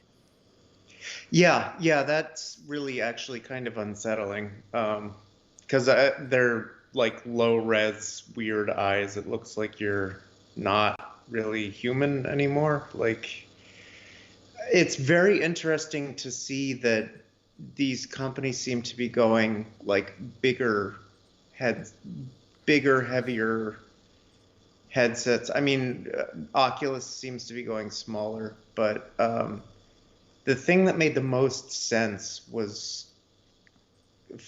like for master distribution was something like glass to me. And Google, of course, fucked that up because they can't market any physical product. But like AR, where you're using it for industrial use, like instead of having a scanner on your hand when you're loading, like, so if you work for UPS and you have to load boxes onto a truck, instead of having a hand scanner, you have your glass tied to or set to scan every barcode you look as you load it into the truck, so it's scanned into the truck, and that you don't have to do anything special to it. Or you walk down an aisle and take a vision, like, are able to do inventory visually or whatever because it just scans barcodes. Stuff like that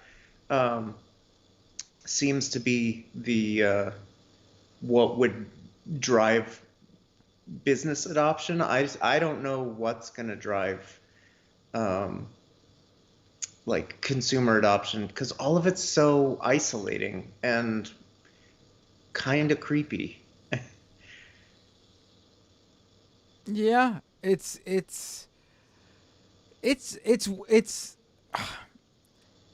weird that Apple is going ahead with it at the price point it's at, and at the honestly at how it looks too. It's so big and bulky. But I think they had no choice. They've been working on it for over a decade. I think they needed to put something out there and just, figure out if it works, it works, and they continue forward, or they just put the nail in the coffin and write it off. Yeah, and I'm wondering if they're hoping that someone, because they're trying to sell it sort of as a developer device, so I'm wondering if they're hoping that someone third party is going to build something that makes an app that is integrated with it, that makes it indispensable or super attractive, because that seems to be what they're angling for, but I don't know what that would be still, because once the novelty wears off of all the VR stuff, it's like everyone I know who has a VR device sort of maybe pulls it out once a month, if that, once the novelty wears off. So I don't know. The last thing I wanted to bring up was it's real fun to get caught up in and this is not a lecture to you, it's just at all, I promise. I think because I see like the online wrestling community too, I think it's important to note that there's just a victim and probably multiple victims, and speculating can be salacious and fun-ish. You can get caught up in it, but I think it's really important to just continue to be aware that there are women out there, and men probably, maybe not Vince directly, but especially within wrestling, and that whole toxic locker room culture that is basically back, it sounds like it's gotten better than it used to be, but that there are a lot of real victims out there, and making wild speculation only makes things worse, I think. Yeah, I agree. So, all right, it was great talking to you, and No, it was great. Thank you for calling in and changing the topic for a little bit, because honestly, I'm ready to tap out. It's been a long show. So it was great to end it on a different note. I'm going to read some super chats, and then I think we'll call this a night. all right, have a great one. Take care. Bye.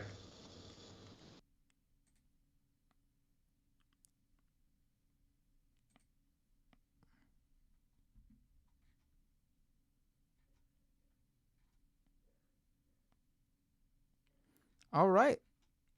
Let's read some super chats.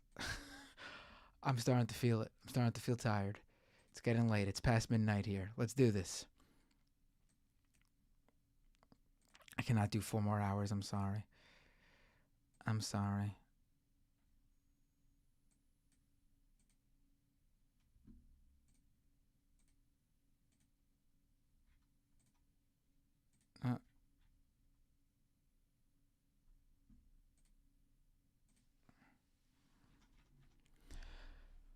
Tokyo Hans gifted 5 memberships. Thank you so much, Tokyo Hans.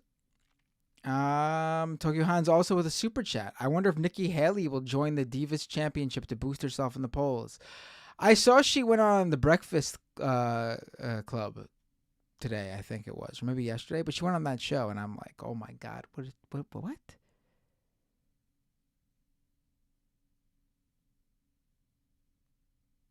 What?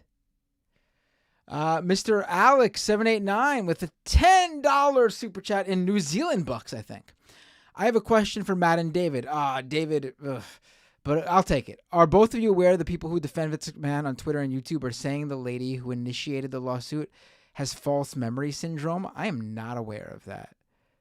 I mean, I knew there were people who defended him, but I didn't know that specific thing.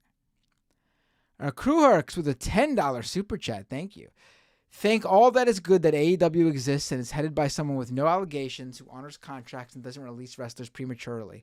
Screw VKM. Yeah, Tony Khan seems like he's good in that aspect, obviously. Renee with a bunch of super chats that I will read and have no idea what he's talking about, but let's do this. Please, Matt, this might turn Tim Pool on. Is this the script from Requiem for a Dream? All corporations are bastards. Narrator with a $10 super chat. 12 board members laid off 12,000 UPS workers within 6 months of avoiding a strike. Exactly why maintaining an antagonist relationship with management is necessary. Yes, absolutely. Kowalski with a super chat. I bought 2 Apple Visions. Makes driving hard. Okay. And Ezekiel Mordecai with a $20 super chat. Thank you, Ezekiel. Thanks, Matt. We're all doomed. Thank you, Ezekiel. I really appreciate that.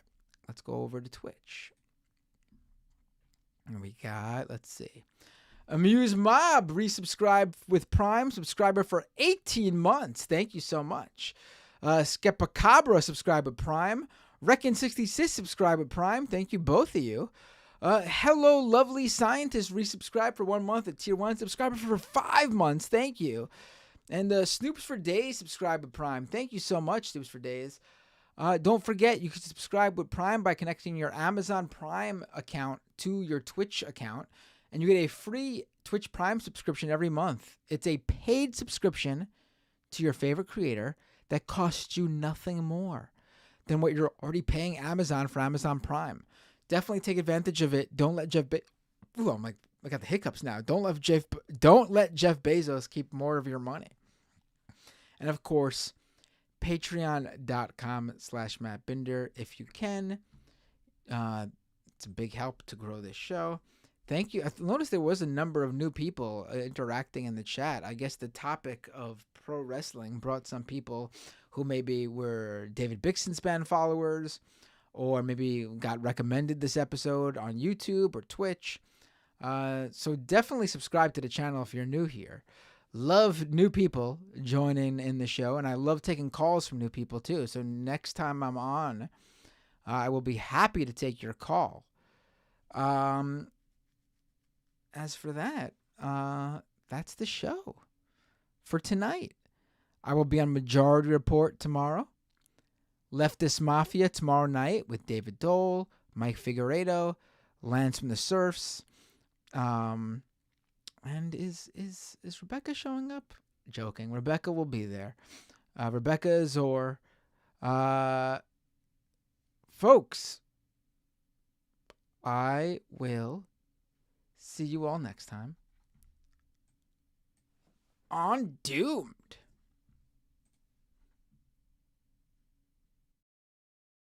Wait. Who should I rate on Twitch? I got some people on Twitch. I shouldn't waste it. Who should I rate on Twitch? Let's see who's on. Raid channel. Let's see. Who's on right now?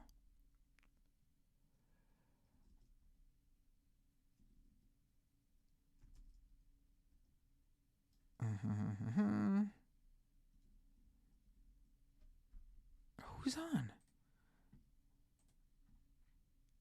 See, the problem with following so many people on Twitch now is when they recommend me channels to raid that are on, they only show people with a bunch of viewers already. And I'd rather send the raid to someone who has less viewers, obviously. Who should I raid? Do you see anyone on?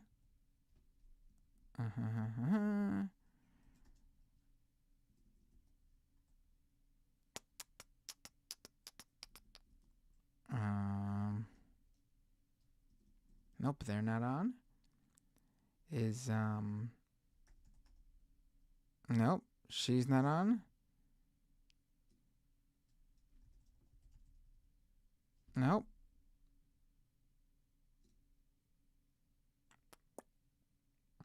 All right, I see Actual Jake is on, but he's got a lot of people watching. I'll just raid.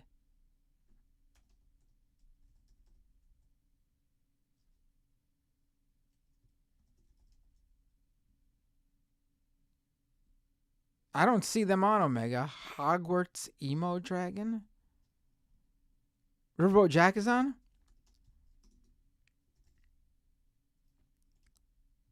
Oh, okay, there we go. I do see Riverboat Jack. Cool. I will raid Riverboat Jack right now.